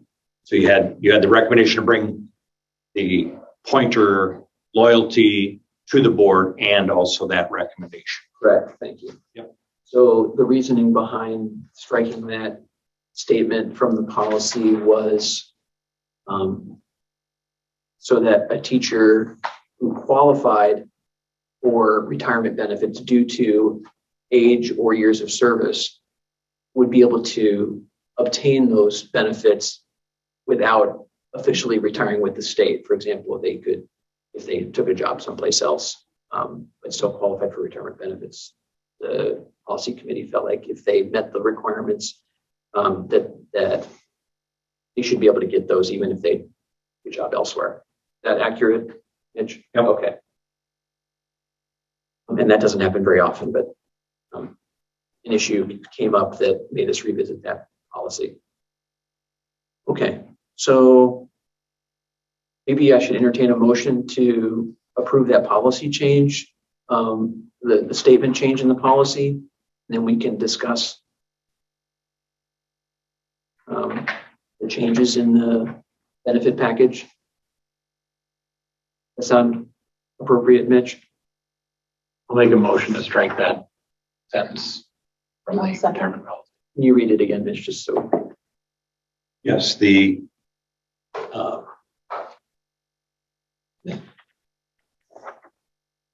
sentence reads, okay, it's under the teacher handbook, section 8.03, paragraph A. And the sentence reads, the retirement must be recognized as such by the Wisconsin State Teachers Retirement System. That's the sentence you're asked that is being asked to be removed, yes. Okay, so did I have a motion from Bob, a second from Eisner?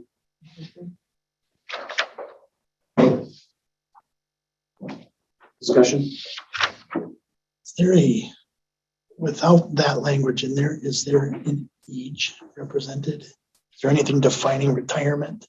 Yes. 55? Yes. Or 20 years of service? Is that right? I believe that's what it is. It's in that same paragraph, I think. Right. I don't have the full paragraph up. I just pulled up the notes. Let me pull that up quick. So it's still defined. It is only still concern defined, would be yes. No definition. Somebody being 44 and saying that I'm retiring because I want to go get that job. Correct. And give me my retirement benefits. Right. Just left it to the state definition.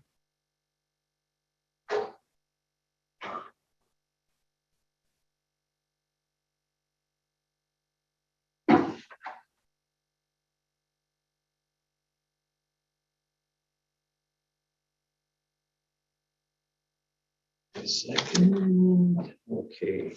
On retirement after the age of 55, the teacher should be paid 50%. So there is age specific to it.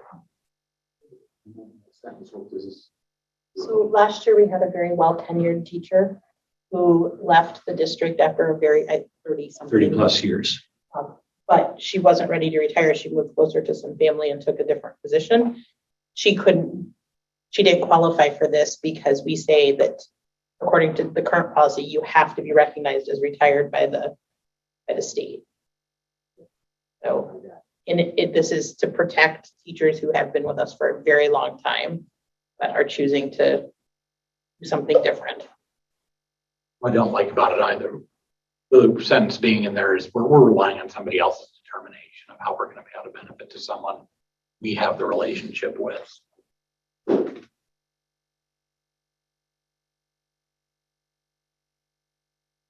Any other discussion, concerns? Any question on that motion? Mecca, Yes. Belding, Yes. Sullivan, Yes. Seabrook, Yes. Bush, Yes. Heisler, Yes. Dunn. Yes.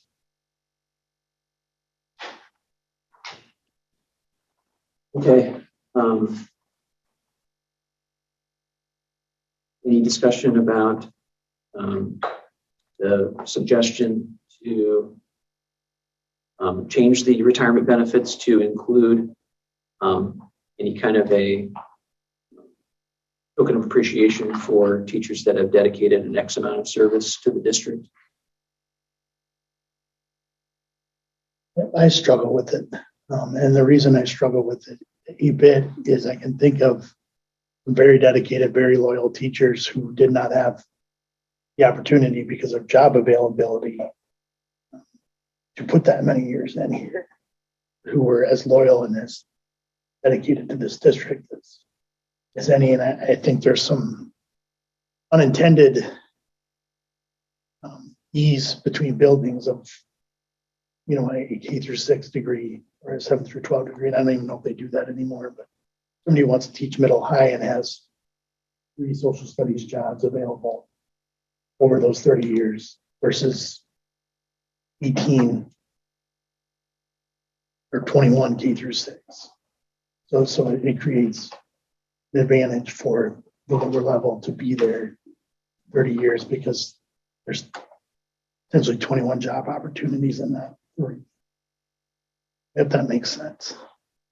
Yes, and that is a perspective that I hadn't considered. Thank you for sharing that. So it would be not a lack of dedication on there. Yeah. I think there's some, I just think of some positions here that I know 25 people that would love to have and can't have them. And I think of some recent retirees that probably did not fit any of these years of service that served us, as loyal and dedicated as they can. So I think that the reward, I would love to pay teachers as much as we can pay them, but I think the reward for working here 30 years is that we pay 30 years worth of half of the retirement benefit to the state out of the district. I mean, I would be open to potentially another option. I just think that's limiting to staff members that come in and, halfway through their career who are incredibly loyal to the district. Mm-hmm. I hear that, and I also think about the fact that just a few minutes ago we're deciding whether or not to let someone go, and a position, which of course is still a person too. Let someone go, and if we had a struggle to keep a job that we already have, I really have trouble. And this is why I said I just want to talk about it on the full board. I couldn't even support a policy unless we had a way to pay for it. And after our discussion tonight, I just don't see a way to. I want to do it. I really, but I think too, there's a bigger discussion around maybe looking at different retirement options, but how do you want to bring in new and best teachers and keep them for 30 years so they potentially have a retirement option here with us? So, but the other part too is we just don't have the money. Well, wasn't there another option that was talked about that we needed some more information on as far as healthcare? It's not currently included? Or am I thinking of something else? We were going to validate if we were interested or felt like we had the appetite to do something, whether or not our insurance plan would allow us to provide them an extended benefit. Did we find that out? No, I am. Don't have that answer yet, no. So during the policy committee meeting, just math wise, if we had started investing it, if you invested $160 a year and it's not quite that, but when somebody starts, by the time they get to 30, if we had put that money aside, paying out a couple $1,000 thank you loyalty type bonuses is great, but we didn't do that 30 years ago. And it doesn't feel like we're in a position to do it today. And Mitch shared some numbers about the tenure of our teaching staff. So we have 11 teachers who have more than 25 years of service. And if you take that down to 20, we have 17 teachers. So again, had we started 30 years ago and been tucking a little bit away every year to do this, that'd be fine. And if at some point we wanted to talk about starting a fund to do that for new people we're bringing on, that would be a different conversation. But I don't know how we think about 17 teachers over the next, few years potentially wanting to cash in on that benefit. So, maybe in the next few years, there will be a surplus. We can start funding that. Then we can start funding it out of a surplus rather than being stuck in a deficit. And I think as we get to more retirees, I think it becomes a more important topic to the staff as more of them are affected by it. I think it's an opportunity, as we spoke to those teachers in the finance committee meeting, they would like more back and forth. Maybe that's something we can investigate, a little give and take, and maybe here and there, and maybe they want to shift something to the retirement side of it to change the math a little bit. I think that's an avenue we can look at. If this has become more important than it was when the contracts were created that created this clause, maybe we look at that. I just think adding expense at this point is like, I think Bob said it best. But we can move on if there's no motion on this topic. But I just wanted to provide a little context. Historically, there have been some retirees that have been able to negotiate a richer benefit package than what's in the policy.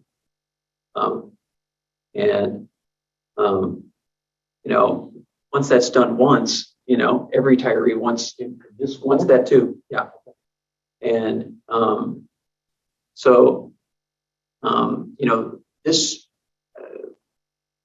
in the discussions this board has had about retirement packages is that we don't want to be in the business of negotiating individual benefits for certain teachers. We don't want to look like we're playing favorites or, giving something to one person, not to the other. And the one way we could be consistent is just simply following our policy, which is this is what you get when you retire. And if we at any point want to reward our retirees in a greater way or in an expanded way, for example, letting them buy into health insurance till their Medicare age, something like that is something I would certainly entertain if we could afford it. Those are some things that we could consider putting in our policy, and then every retiree gets that same benefit, right? So that's kind of how this ended up in the policy committee. The other thing just to keep in mind that I think we've all talked about in finance committee was that there may be a separate fund that we could put if we end up with surplus money, we can set it aside in that fund that grows, and it's designated for post-employment benefits. And if we wanted to commit some extra to retirement benefits, we could set money aside, just like we set money aside for 146 for capital expenses, that kind of thing. So we could start that fund. And Mitch, you're gathering information on how to do that. I'm not it right now in our game of phone tag. I have reached out again. Quinn and I have not been able to connect yet. That's fine, but I mean, you're getting us more. I'm trying to get as much potentially information as I can. Have that as an option for us moving forward. Yes. Okay. You better make sure we get that in the minutes that you're not hit right now. So Correct. Correct. And that Fund 73 could be used even just to cover our current retirement benefit, because right now there is money budgeted every year, assuming we have, an average number of people retiring. But if we have a year where we have, more than an average number of, like I said, 17 people with more than 20 years of service, we would, again, be having really hard conversations about which line item is that going to come from? Or is that going to magically appear? Might as well have that money grow Exactly. over time. Okay, well, I'd entertain a motion. Yeah, go ahead, Vic. I just don't think it's years of service in the district. It's also those of us that have maxed out our sick days.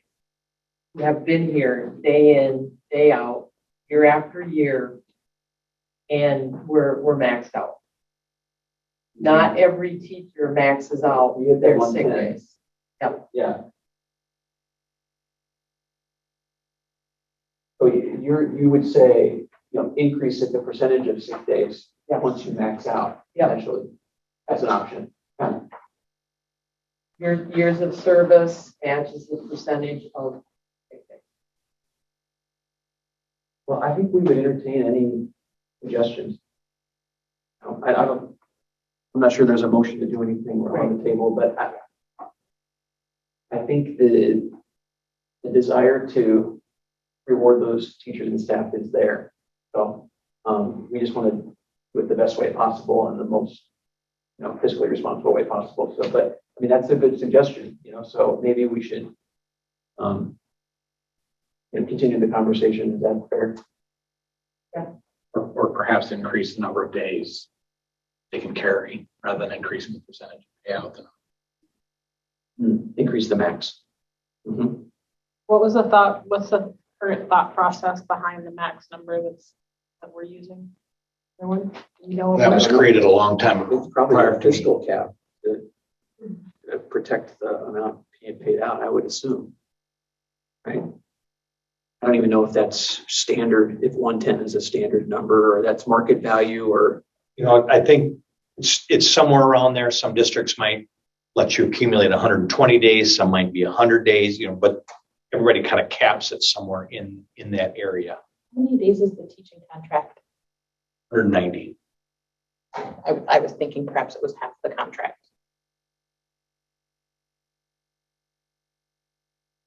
Okay. And you get 10 a year. So it'd be 11 years without ever taking a sick day. That'd be the quickest you could get there is in 11 years without ever taking a sick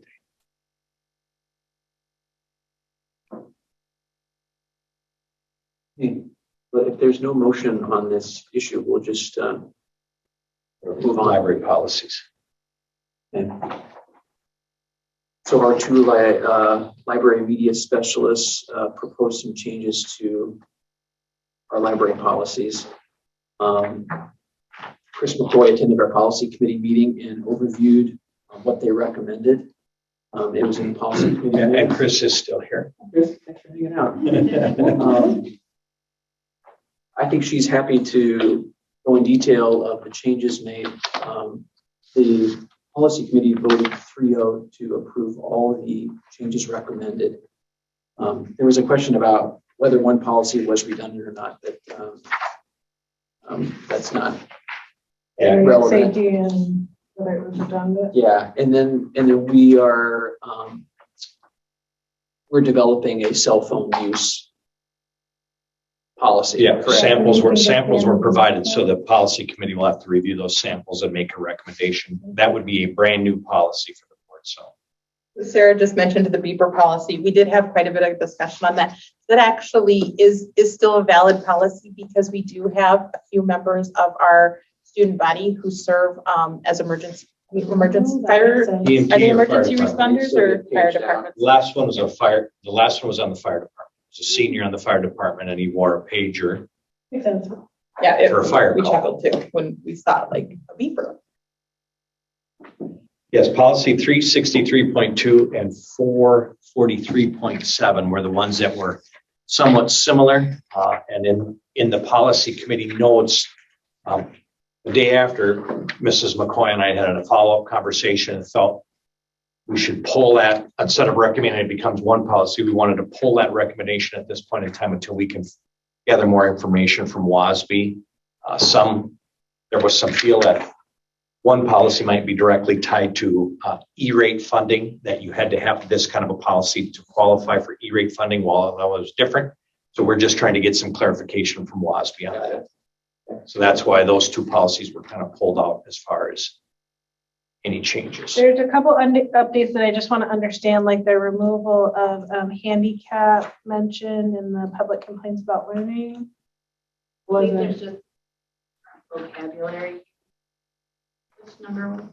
It's policy 871.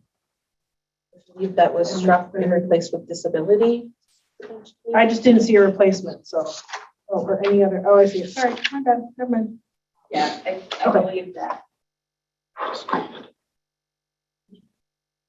Then, did the going from acceptable to responsible use, is that just an encouragement or? It's an encouragement. We would like, we'd like everyone, students, staff to not do what's accepted, but to actually be a step beyond and be responsible.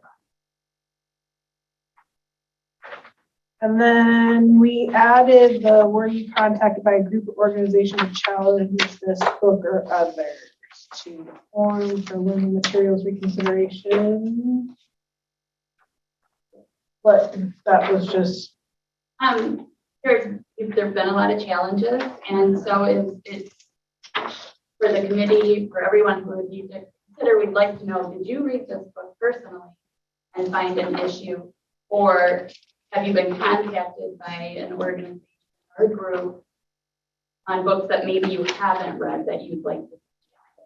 There's been a lot of challenges in our district specifically? No. Okay, we're talking about what's going on in the country right now. Yeah, in the nation. That's what I assumed was the reason for putting that in there, but I was trying to get to whether or not we currently have something in this district that's a problem. Okay.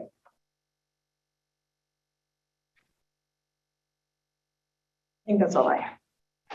Claim a copy of 361 to 771. Sorry. What? Oh, the copyrighted material? Yeah. Well. So I didn't hear the question. What is exactly copyrighted materials? What is exactly going on there with the numbers? We actually went back to the number. We were going to change the number Oh, got it. and then went back to the number. We did everything in red on the 361.2 is added.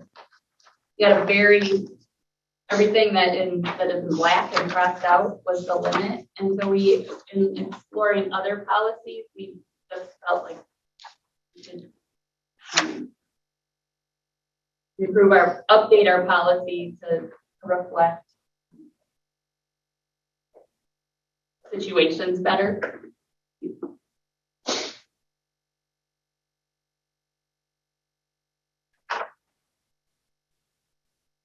I think it's just like updated with technology, digital Yeah, technology. because it's harder to enforce copyright. Yeah, and I didn't know I'm just worried about the first reading, second reading, and if the number was the same, if it was the same policy, a change or a new policy, which would require a second reading. It's the same policy number. We had considered. But an entirely new policy. We had the existing policy. Yeah. Okay. But everything in red is new. And everything crossed out in black is old. What you're saying is the entire policy is essentially. I'm just curious if the board considers this a new policy using the same number. I don't care that much. That's the number I was more concerned about. If we were creating a new policy, it required a second reading. We defined fair use much better than the policy.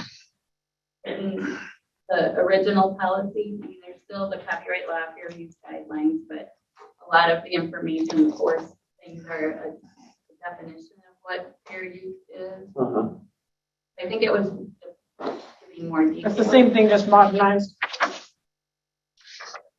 I don't know what to say, Andy, other than I would If it's suppose. the same number, I was more concerned if we were creating a new number, that I'd probably require a second meeting. She was going to, she changed her mind. And Otherwise, I think if the policy says something completely The different. references, the ones in red were added. I don't have the, that's all right. Yes. I can look at it tomorrow too. I don't have an issue with You want policy, to- Sure, I know, yeah. whether or not it's new or. That was a subject of a lot of discussion that night. The numbers. Okay, I don't think we have a motion yet, do we? No. Okay. I move to approve the library policies as presented. I mean, either here that we're for three. There are. We're just approving letter B and that's all right. Letter 3B. Yes. Okay. So, second was Heisner. Any other discussion? I guess so the materials reconsideration committee, that's not us, that's it. Okay, so interesting. We talked about that. That's a committee that has not been formed, but will be formed as needed if the issue comes up. Oh, that's good. Yeah. Yeah. And there was also a question about whether anyone in the committee needed board approval. And we decided that that wasn't necessary in order to expedite the process, because there's a lot of comments about you have 10 days from this to form to 10 days from this. And so we decided that we would let the superintendent and the library staff form the committee.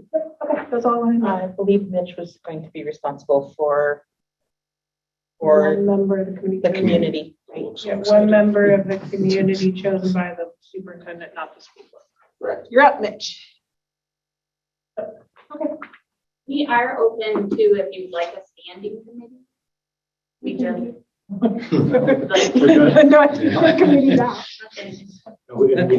we talked about, we just said, the committee may be different for a grade school book, for elementary school book versus high school book, so it might be different. Well, and since I wasn't able to attend, which I would have liked to, but to clarify whether this is actually a current problem in our district was important. So it makes sense that if it's not currently something that's happening at a regular rate, that we wouldn't have it. I had the same question. I assumed it would be okay. Any more discussion? Need you call the question, please? Janetka, Yes. Gelding, Yes. Sullivan, Yes. Hebrew, Yes. Bush, Yes. Eisner, Yes. Dunn. Yes. Next is 3C. Mr. Wainwright brought this to the committee. The staff physical exams no longer require a TB test for new staff. It's simply a screening question of exposure to TB, whether you're high risk for TB or not. So the policy was changed to remove requirement for a standard TB test or a chest X-ray. Correct. We couldn't try. Approve 3-0 from the committee.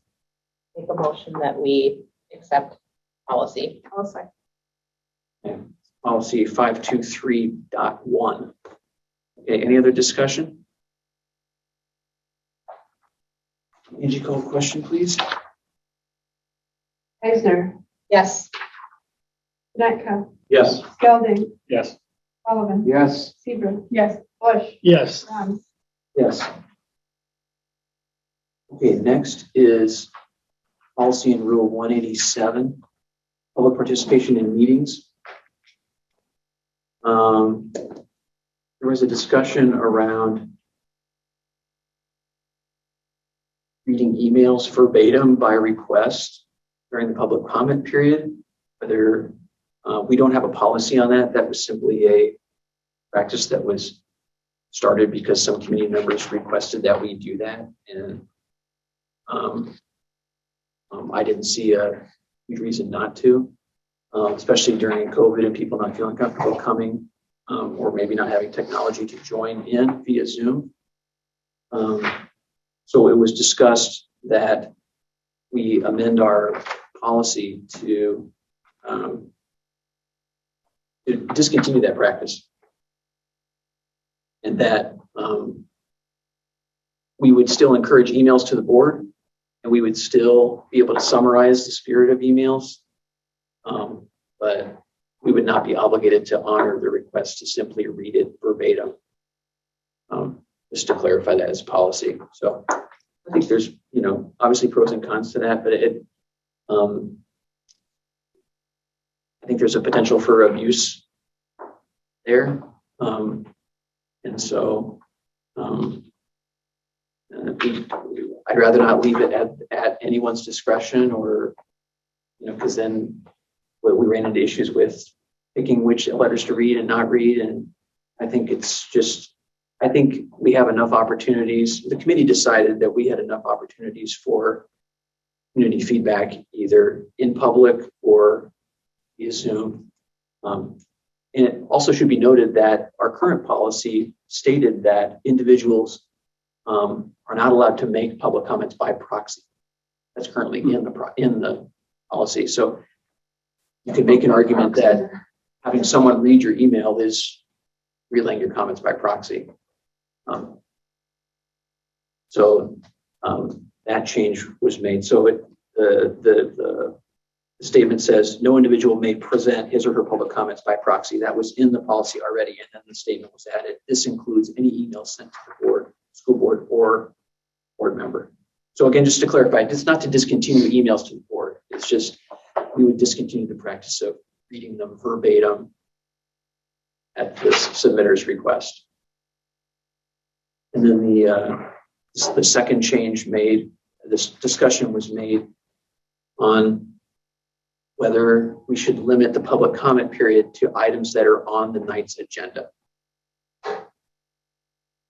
Right. So I think there's pros and cons to that, right? So pros would be scope of the comments to relevant discussions that will be had that evening.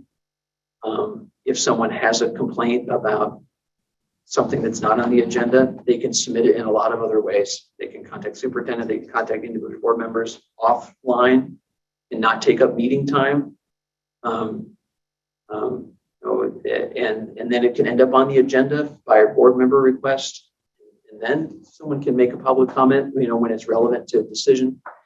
The con is that it's some limitation to public speech from the community. If we want to maintain a completely open forum, so that Joe Schmo from Madison can come and say something about some random topic, just to take up 3 minutes, it would be allowed to do that. So the proposed statement to be added, what is only items on the agenda may be addressed by the public in the public comment section of the agenda. Items not on the agenda may be addressed by the community with the superintendent or any board member at any other time. So these are going to be approved together? They don't have to be. So they were both recommended by the policy committee unanimously. So at the policy committee meeting, I was probably initially opposed to the amendment about limiting public comment. But as we talked through it, the fact that comments of that nature, first of all, can be brought to any board member or to the superintendent who can at that point request that it be an official agenda item, was kind of helped me get comfortable with this language. And then the second one was we thought of a few examples where things that probably weren't appropriate for public comment came out during some public comment periods, and whether it was about a performance issue or naming an individual student, some things that we would prefer that had gone to the superintendent to be resolved, or to a building administrator to be properly addressed, but instead became a complaint in front of the whole public. So that's how I got comfortable with this. Now I understand that there's other feelings on that as well. So I just thought I'd share that. I can understand both of those points and get them. I can understand them certainly on a more global nature, somebody not from the district.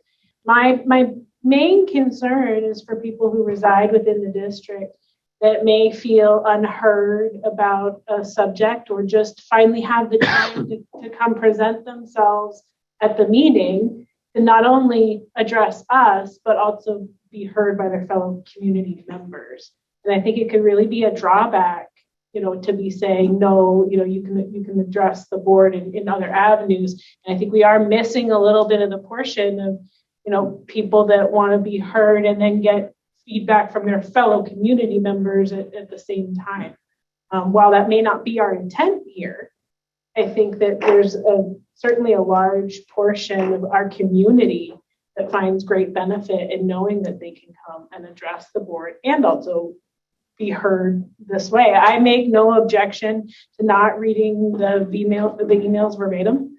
I think if we allow things to be where we don't read them verbatim, but people are allowed to come and speak whether something is or is not on the agenda, I think that would be a generally welcomed thing. I think if you say, no, we won't read verbatim and it has to be something on the agenda, I think our community right here could see that as a negative. I would tend to agree too, because we pretty much set the agenda by emailing you or Mitch and say, hey, can we put this on the agenda, where the public doesn't get to do that.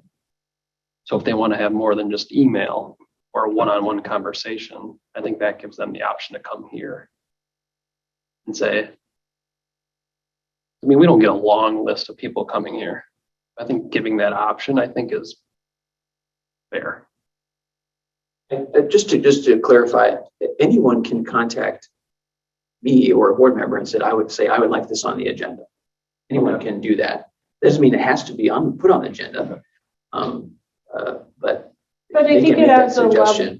I think allowing them to speak about whatever topic they want to for their 3 minutes adds a level of what would be considered transparency, if that makes sense. Not saying that we are inherently doing anything wrong, or that the communications are not being heard if we were to pass this as proposed. But I think to the community, it would be an example of basically transparency that we all feel that we're doing a good job of doing, but somebody else may not. Not to mention that if somebody happens to come in and present an idea, we may not be able to make a motion on it that night, but it may get a conversation started between all of us that then makes that person feel heard in real time at that moment without waiting for. I don't think we've ever, when someone is here doing public comment, commented on the public comment. I'm the one who put forward that maybe we should try to limit this. We've had people come. There was a little back and forth, like with the parking. It was raised about the parking lot and being able to, in that moment, ask Mitch questions, and in that moment have some, the public witness say, okay, well, what about this, or what is the, that wasn't something that was seen. Not that anything was necessarily done about it, but there was at least a conversation that was made. And I think what happens though is we do have people come and say things, they make accusations, not necessarily of an individual teacher, because we have to stop that. But they come and make accusations of the teaching staff in general, accusing them of indoctrinating students.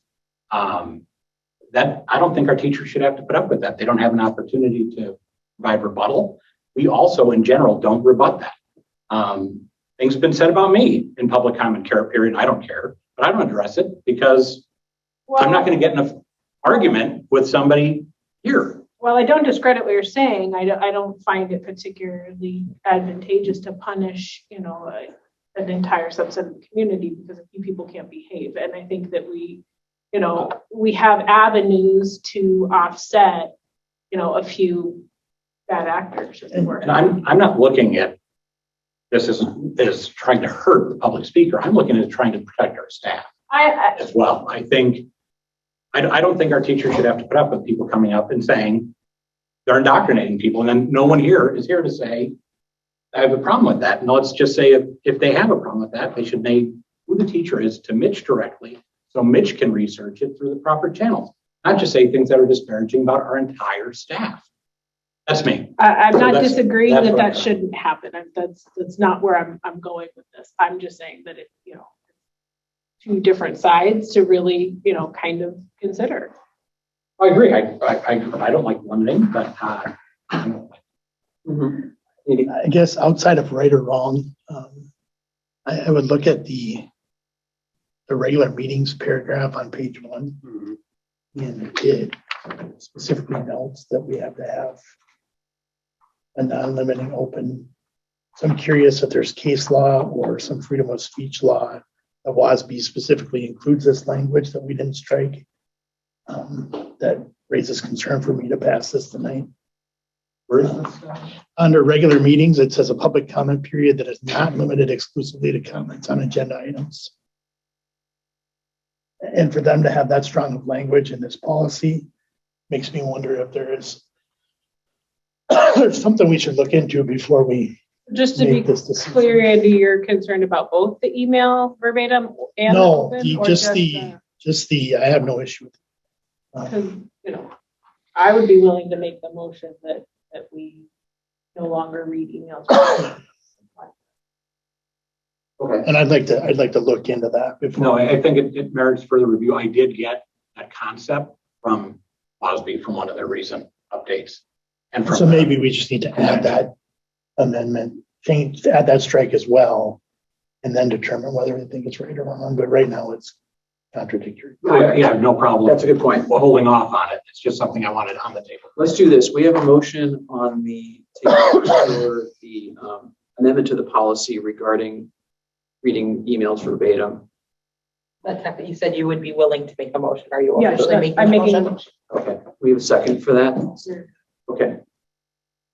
Seafood Sullivan. Any other further discussion about the email statement change? Okay, Andy.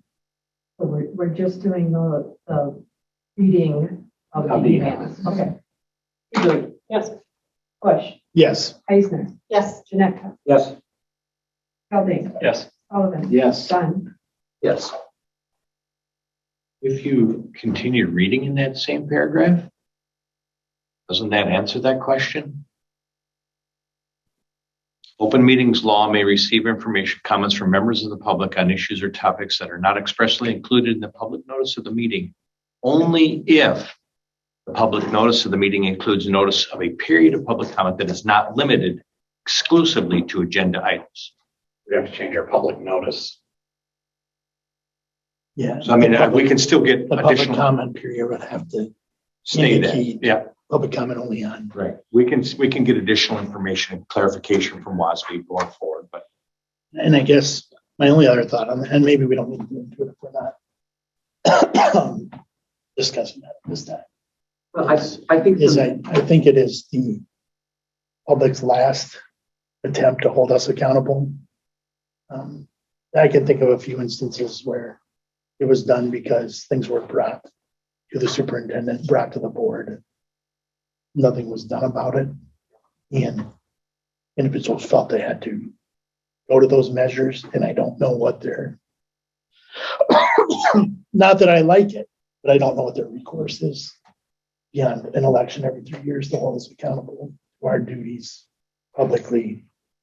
I think I totally get that. And I just want to say I don't feel super strongly either way on this position because I see both sides of it. And I'm glad the board is talking about how they want to do it. Though. But I mean, I think that to answer your question, what is the recourse?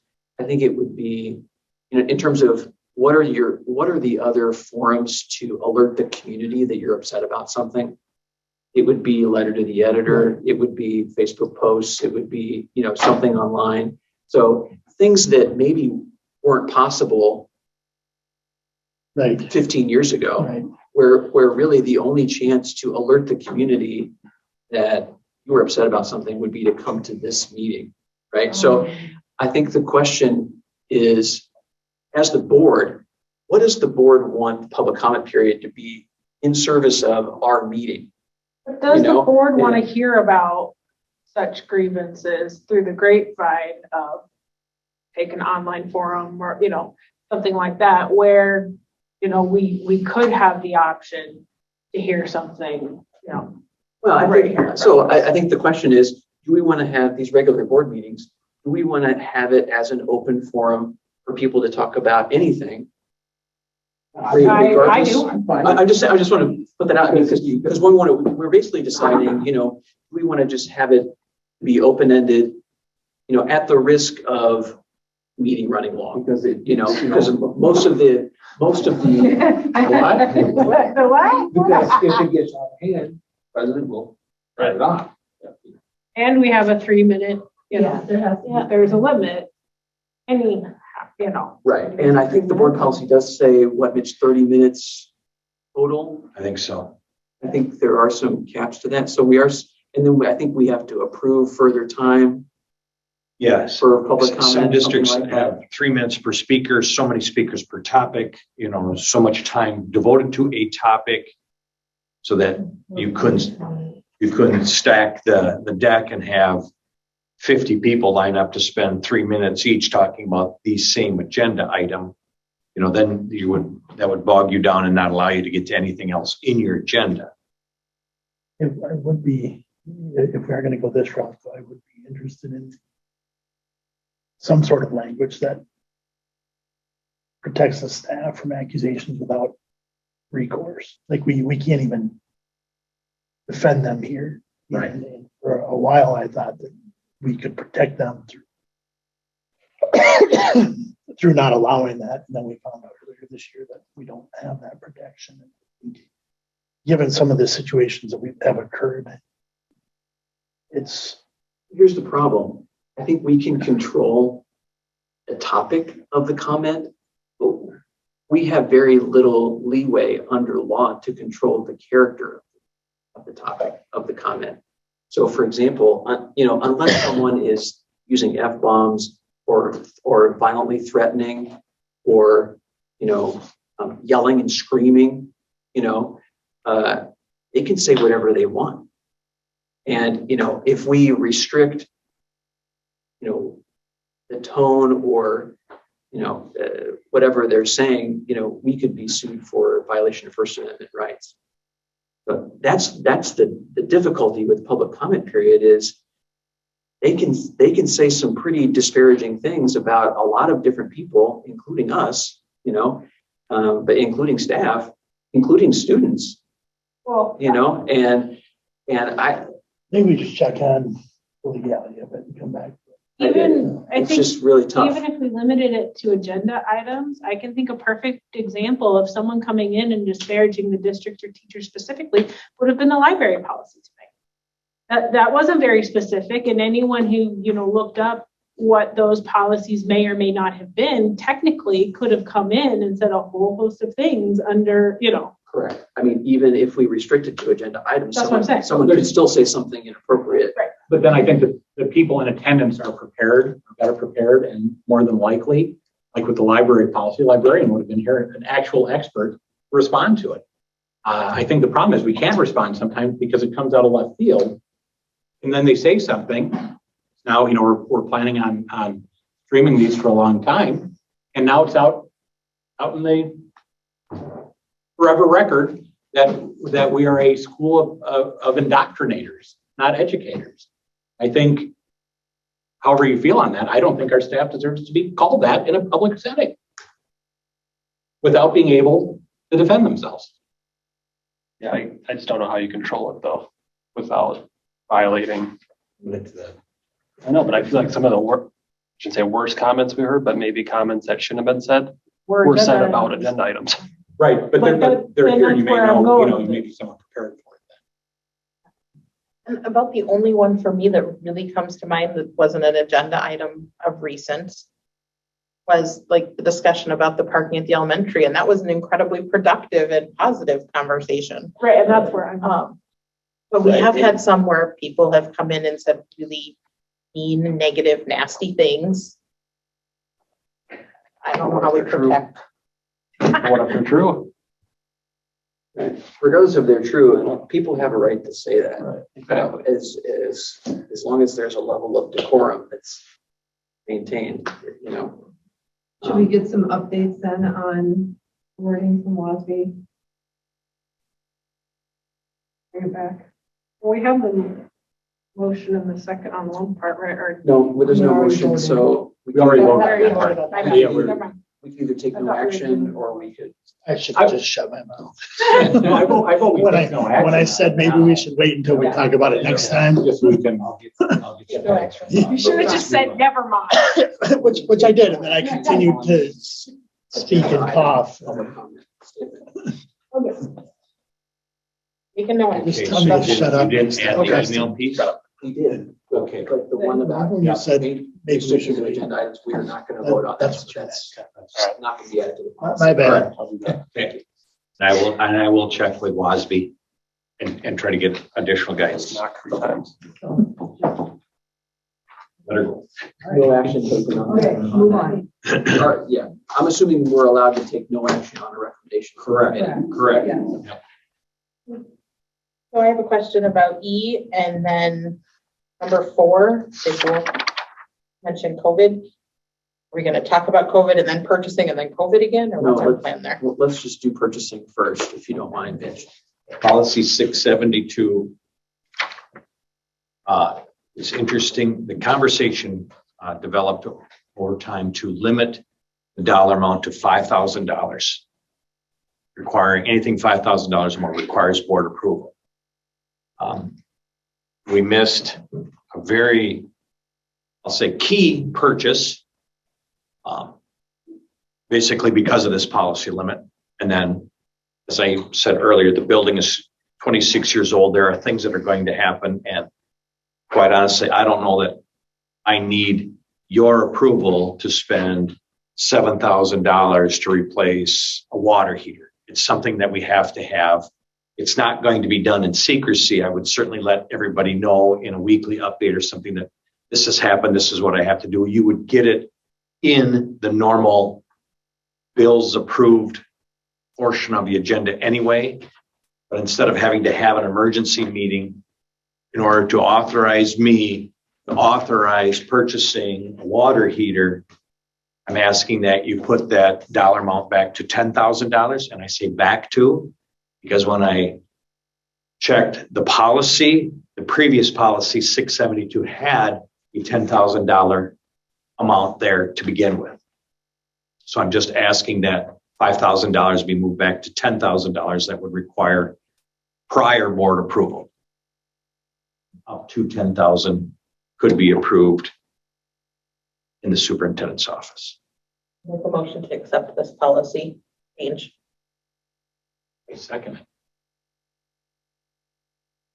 President Janetka. Discussion? Question? Just curious, can you think of anything over that amount Over 10? that would be a right now? Like you're comfortable with 10? It's not restricting. Because it's been a long time since we purchased a table and stopped investing in the superintendent. I think we're I'm safe. just gonna throw that out there. So, yes. You know, I think this is there's, the table policy, and I just want to make sure we're not restricting because I think there's other Prior things, you know, actions. if we come to curriculum pieces, those are things we should have a conversation around at a board level. 10,000, you know, that'll be more than $10,000. And, you know, if it's a workbook that supports a curriculum we've already approved, that's different. But if we're looking at, we need to change our language arts curriculum, that's a board level discussion and get approval at that point in time. And that's less of an emergency need than some of the other things. So I'm comfortable now, not really knowing that there were things that were over $10,000. You know, I think of some of those Chromebook pieces that came forward that we had time to bring some of those dollar amounts back to the board because they were much higher than $10,000. So I don't think, you think that's a good. I think that's a great starting place. Good question, Andy. Let's ask it. Any other discussion? Angie, call the question, please. Eisner, Yes.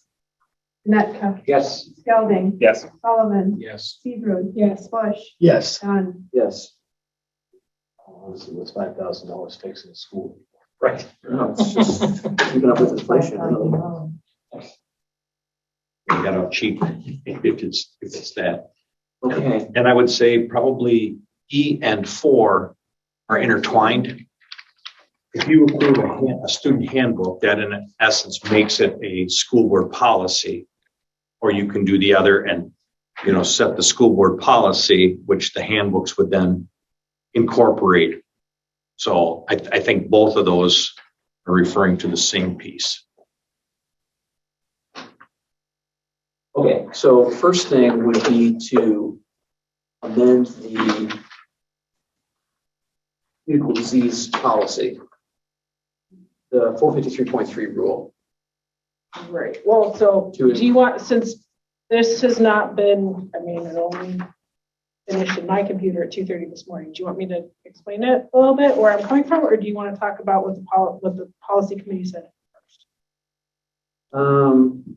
Because I think our district could benefit as a whole from not just a COVID specific policy in our handbooks, which is where I'm coming from with.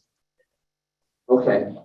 Well, I'm just wondering if we need to separate all the additions. So first thing would be to amend the policy 453.3 rule to include COVID and listed communicable diseases. Right. So that would be the only change to that policy rule. Correct? Okay. So why don't we take care of that, and then we can discuss how to update the student handbooks. Are you amending first? So the policy 453.3 rule, we would just add COVID on the list of communicable diseases that are included but not limited to. So add just COVID. Okay, I don't have any of those, so. Well, you should have a copy. Extra? Yes, you do, right there. You can have my copy. I'm not going to add it. Dr. Dunn, what is Campylobacter? It's a diarrheal illness. No reason for them to be here then. That's right. Please stay home. Yeah. Typically from contaminated water. Also, don't bring any waters. You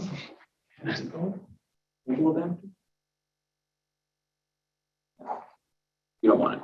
Doesn't sound very exciting.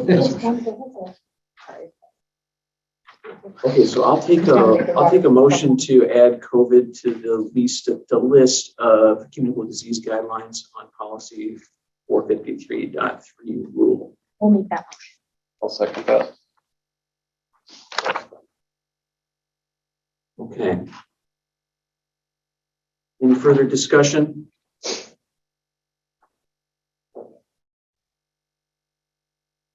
Rule basically states that the district has a right to exclude any student they deem or staff member they deem contagious. As well as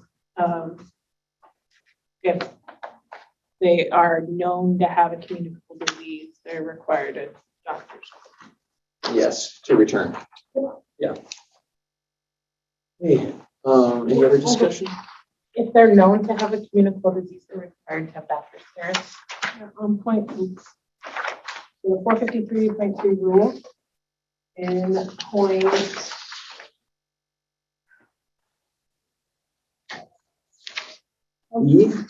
yeah.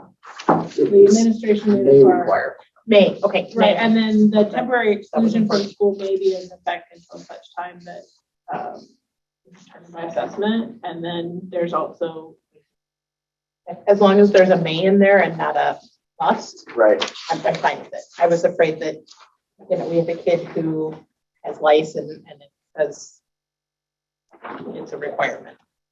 Right, and you don't have to go to the doctor to have a letter that says you're recovered from COVID. Right. As it. Hey, Angie, you have a question on that amendment, please? Rude, yes. Bush, Yes. Eisner, Yes. Netka. Yes. Skelding, Yes. Sullivan, Yes. Dunn. Yes. Okay, next, let's talk about the student handbooks. I think it's been pointed out multiple times that the student handbooks are inconsistent in how they address student health and what to do when you're sick. So I think part of the goal is to help all the handbooks kind of read the same. So the discussion in policy committee was just simply to develop something that addresses what we would do with COVID so that all students and parents know what the expectations are moving forward. Sarah, you wanted to talk about how you wanted to change the handbooks? Right. So I think that our district could benefit from more of a general student health communicable disease point within the handbooks that isn't just specifically related to COVID, but still gives parents kind of a heads up of, hey, this is a possibility, even though the policies are all accessible online, et cetera.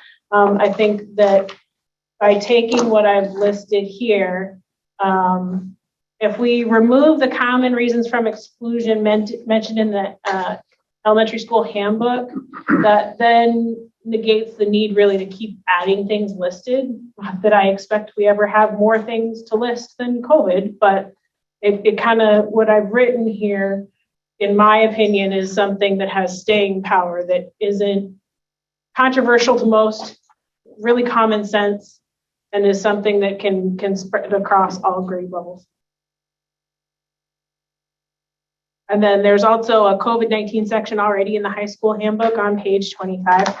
I attached that in here somewhere. Or no, I didn't. Never mind. So the last page, and I'm going to assume it's because at the time the high school had the ability to be vaccinated. You know, it was more of a fluid situation. I would recommend removing that section from the handbook and just including the entire section on student health as a whole, that talks about the legal right to exclude, how we protect our community from contagious disease. I don't think you guys need me to read the whole thing. And just a little blurb about how prescription medication shall be given. The only thing I thought about later was if it would, I don't know how it would work for older students on release, Mitch, for high school students are ill and determined they need to go home. If that's a parent call and they can be released on their own recognizance, or the parent would still have to pick them up. That's the only thing that came up. Typically, we do the first. If a student's not feeling well, but are capable of driving themselves home, and we've had to take somebody home before, you know, and leave the car. Mom or dad can come get the car later, but typically, feeling sick to my stomach, you know, mom, and you get mom or dad on the phone, and yeah, have them drive the car home or whatever. So I mean, but yeah, I think it wouldn't. What I've proposed here wouldn't keep an administrator from allowing a student to go on their own, because then if they're really that sick that the parent has to come pick them up, it's already in this language that may be a possibility. We also have a suggestion today from administration on the COVID mitigation policy. We got an email today.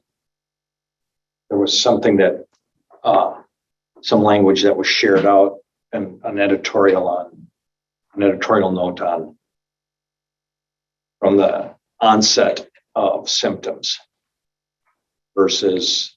I think he might be referencing Dr. Dunn's email that nurse Lindsay wanted. Yeah, that was something where the policy committee wanted to, in anticipation of repealing the COVID mitigation plan, to basically crystallize the important parts of that mitigation plan in terms of isolation protocols and things like that we're currently doing, testing people if they're symptomatic, those kind of things, and including that in the handbook so that parents know, at least till the end of this school year. But we're not acting on that tonight. Well, I think that's something that could be up for a proposal as in addition to the handbook. Okay. And Sarah's talking about something that she's proposing as a Right. change to the handbook. So they both can be discussed and voted on together or merged or however we want to do it. since I thank you for doing this, sir, and glad we received it tonight, but I think I'd like to review it side by side with what we have a little more, and also what came around today, to make sure we're not missing anything. So, I mean, I guess my opinion would be that, okay, if you take out, the effective immediately in the first point, as far as the mitigation plan is concerned, if we talk about just purely updating the elementary school, middle school, and high school handbooks individually, I would think that would be a long-term win. And then you can discuss an additional COVID appendix if that's, what you're looking to do. But I don't. You're saying we would just keep the mitigation plan? I'm just. For the, and then. All I'm saying appendix. is that long term, I think that the update to the elementary, middle school, and high school handbooks, independent of if we're talking about COVID or not, is a motion that I would make as I've written it right here, right now. And then if after, it does not exclude the COVID plan, other than to say that if we're removing the COVID-19 section in the high school handbook, but that would need to be updated anyway. That is not current. Right. So how would the last line of the second paragraph? Sorry, Matt Austin was raising his hand. No, I'm just, with the handbook, we understand that the end of the high school handbook's coming off. That's why we put it at we were hopeful to come off like rocks. So we understand that. Typically, we go through the handbooks, we approve them again in July or June, and so, I mean, that part, we understand that, and I'm going to speak to the high school one specifically, we put it at the end on purpose because we knew that would be changed. Right. And we have been working on, we work on updates for that all year. I fully expect we'll have something more along the lines of what you're talking about in there. Just so you're well aware, that's not something that we don't look at. We probably No, that wasn't what I was saying. I was just saying Right. to have this piece in here across every single handbook would make it something that in there rather than. Do we typically update handbooks in the middle of the year? With regularity, but no, we're not going to reprint them, but. No reason. Yeah, we can add it on it. Oh, yeah. I mean, I think that the intent of the conversation tonight is there any point in merging just like simplifying the COVID mitigation plan and incorporating it into the student handbooks for the remainder of the year? I think we can that's not necessary. Absent of this language, which I don't disagree with. And I think the other intent is to make the handbooks consistent. Why isn't that COVID-19 appendix at the end of every handbook? It probably should have been. And for us, we have WIAA sanctioned athletic events. So that's part of why ours is bigger and probably more detailed than if you want the truth. Sure. We have more rules we have to play by. Sure. That makes sense. Well, where'd you get this language? Right out of the elementary school handbook, and I did some modifications. Yeah. Okay.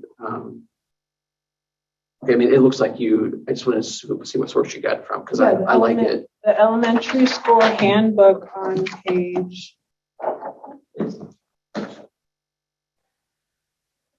36. That sounds right. You have that in your first paragraph. Okay, so the first two paragraphs, are going to So stay, all right?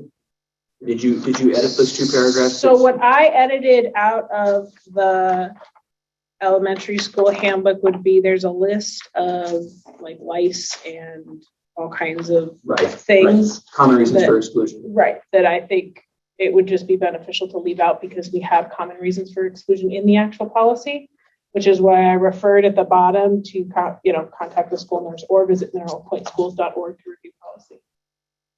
Okay. Did you change this the second and third paragraphs at all? The third paragraph I changed to include if any questions to include the mineralpointschools.org to review policy. Oh, okay. Okay, yeah, got that. So is somebody more likely to look at the handbook or look at policy? The handbook. Where's the best place to include? Well, I mean, the handbook list is of- mostly just notifying the parents of the policy, because most parents aren't going to go online to the boards section to review actual policies. So a lot of what is in the handbooks to begin with are our policies. They're just not referred to Right. by number. But I'm wondering. So you're talking about the list of I'm things. talking about the list. I'm talking, that's where my head is like. I'm wondering, well, does this really include like chickenpox? Chickenpox is no big deal anymore. Everybody gets vaccinated, so it's probably not on this list. So I'm good. Well, I mean, the current policy does include chickenpox. The policy and the handbook. Both. In the handbook, yes, that's what I'm saying. In the Yeah. handbook, it currently has. The handbook has chickenpox, impetigo, pink eye, head lice, fleas. Right.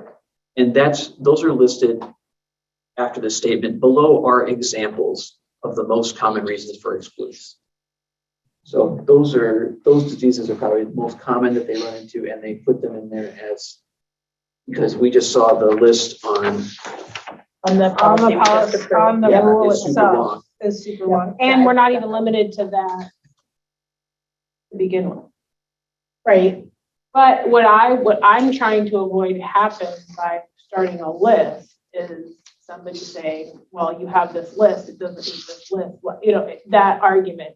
When you say either, contact the school nurse for questions or review the policy on mineralpointschools.org, it gives them the opportunity to go look, see the bigger list and move forward from there. I just found it unnecessary, especially across all handbooks. It made it a little more streamlined and. So the last line of the second paragraph, a student must be fever-free for 24 hours without the use of medication before the return to school.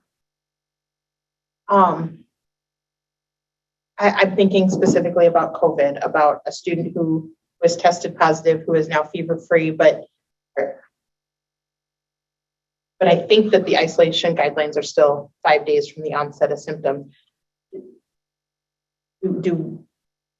Are we saying we're not worried about the 5 days anymore and we're going to go with 24 hours? Or I am approaching this as a long-standing, separate from any COVID specific addressing policy point to be into the handbook. And as it stands right now, I haven't made a motion and there isn't a motion to change the matrix that we currently have.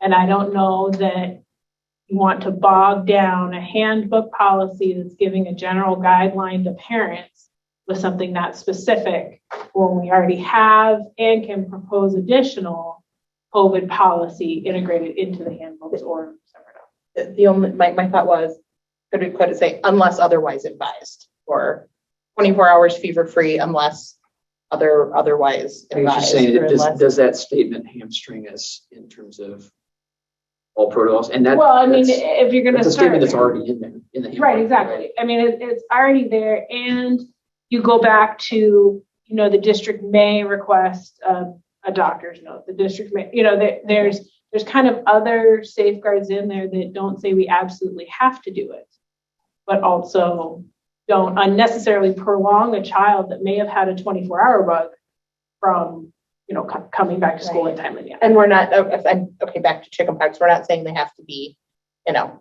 free of open wounds or hand, foot, and mouth disease and free of, right? Well, I mean, we're saying. It would then go back to, requiring a medical at the discretion of the administrator. Right. Requiring a doctor's note. My only thought with a little more time, as you said, I think this is something great. Updated the policy going forward for like a long time. And I think I would, just me personally, I'd like to review it, review it a little more against what we have. So that's just me. And I mean, the more I read it, the less concerned I am about it, because I think it's really just referring to when a child has a fever. that the student must be fever-free for 24 hours. That's one criteria for returning to school. But, you know, like for like chickenpox, the chickenpox is 7 days or until all pox are dry. So I mean, we could argue that that's inconsistent too. You know, let the child's fever-free at day 3, but they have open sores, you know. I was really So- trying to craft something that, God forbid, there was some kind of something that happened on a local level, that there was something in every single handbook that that the board wasn't just saying, here's the policy, here's the board policy, here it is, you know, go read it. You can also say, this is a generality in the handbook and we're taking liberty with that generality, or Mitch could say that. As long as all of you said, we've approved the handbook, which in fact makes it board policy, we've passed that.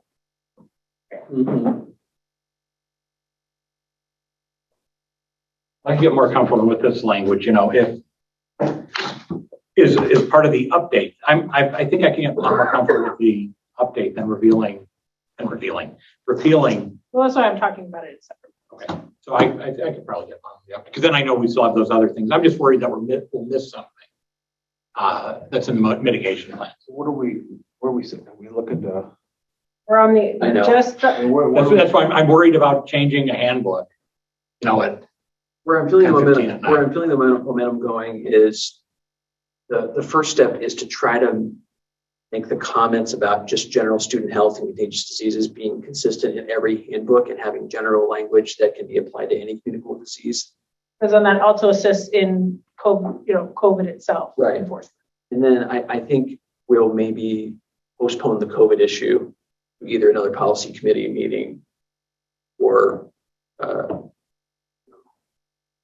to another regular board meeting. That's the energy I'm feeling right now. Yeah, I just want to make sure there's not something like Mr. Austin said with the WIA, that there's something in the mitigation plan we still are supposed to have.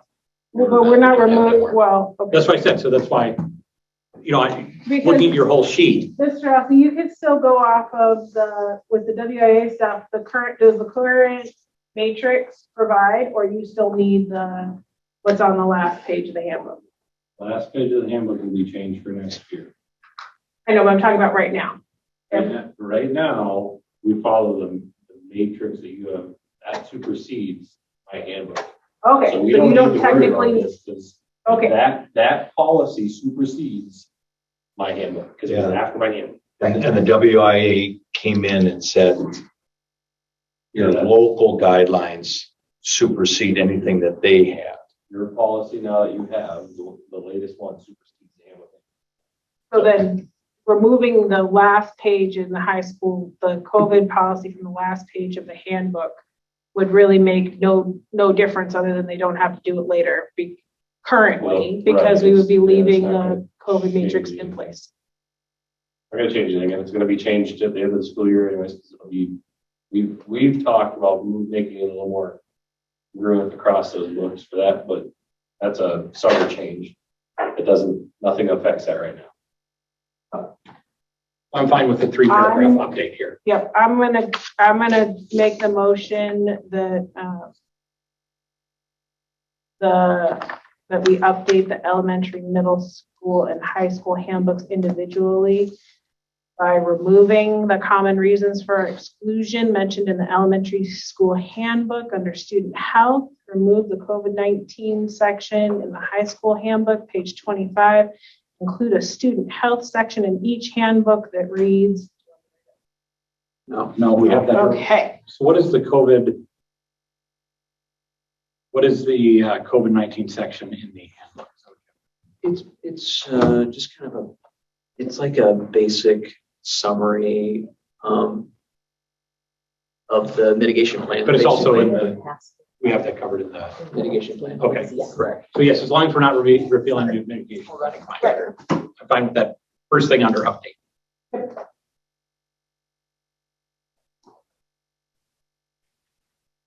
Okay, did you get that motion, Angie? It's on her sheet of paper, that's all I'm looking at. I'll circle Okay. it. You want me to circle it?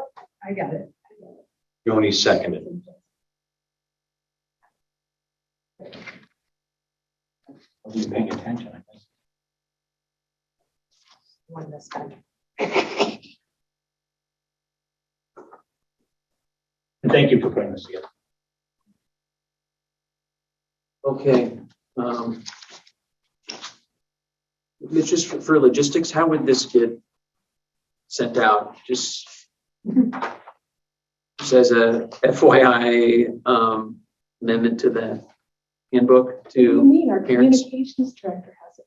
That's right. I'm sure. That's right. I mean, is that how it would work? It's just a, Typically unless it was, please don't take this wrong, if it was a major section change in a handbook, that would get updated probably within, by the end of this week. This is more of a clarification around that. So I think it will be incorporated, as an edit and then fully folded in on the next round of approvals of student handbooks. but the online handbook that's accessible on our school website would be updated We could potentially. possibly talk to the assistants and see if they could get that done. Just want to be clarified. Okay. Any other discussion about that motion? Okay. Hebron. Yes. Bush. Yes. Eisner. Yes. Janetka. Yes. Gelding. Yes. Sullivan. Yes. Bush. Yes. Don, I'm sorry. Did you say yes twice, Bush? Is that what it was? She asked. She didn't ask you. I didn't want to be rude. Like, oh no, Andy's having it on over there. Bush, yes. Yes. Yes. Okay, thank you. And thanks, Sarah. Okay, revision of the COVID mitigation plan. I recommend that we table this. I'll make that motion. And we can have another policy committee meeting at some point. It doesn't seem urgent to me because I don't think anything would urgently change. But, yeah, we'll table it to a next policy committee meeting. Does that sound good? Okay. That was a second from you, Bob. Is that right? Yeah, Sorry, I made the sorry. motion. Motion second. Okay, Seaver, Janetka. Any burning desire to discuss this tonight? No. Okay. I think the meeting's gone well. Let's get out of here. All in favor? Aye. Anyone opposed? Okay, It's not financial, so you didn't have to have a roll call. great. Now we got to approve business services, Correct. right, Mr. Bills Wainwright? payable, correct. Let us pay our bills. That's why we had this meeting on Second Monday of the month. Okay, I'll take a motion to approve both the credit card statement of activity and approval of bills payable. I move to approve both. I'll second. Next, Skelton. The discussion. I didn't see anything. Sorry. I didn't see anything. Angie, any questions? Just curious, Oh, sorry. which one of our issues was running Lewis and Lacey?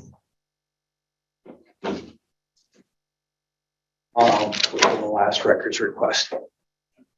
It's one record request. It I would, mean, it's entirely possible with how much we had to redact. yes, yes.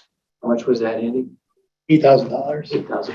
One record. Over. Yeah, it's just, it's the taxpayers want to know every time they Is that on top of the want to third ask for inch? something, it costs us $8,000. I had that in my running total. Okay. And then this came through on bills payable, so it was already included in. Almost 10% of our deficit. Yeah. Yeah. Good. I think that ends discussion. Angie, can you call the question? Janetka. Yes.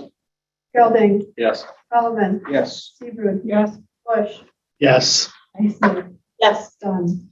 Yes. We'll probably plan a joint finance personnel committee meeting prior to the next regular. We got spring break, end of the month. Hey, Mitch, sorry, did we get that?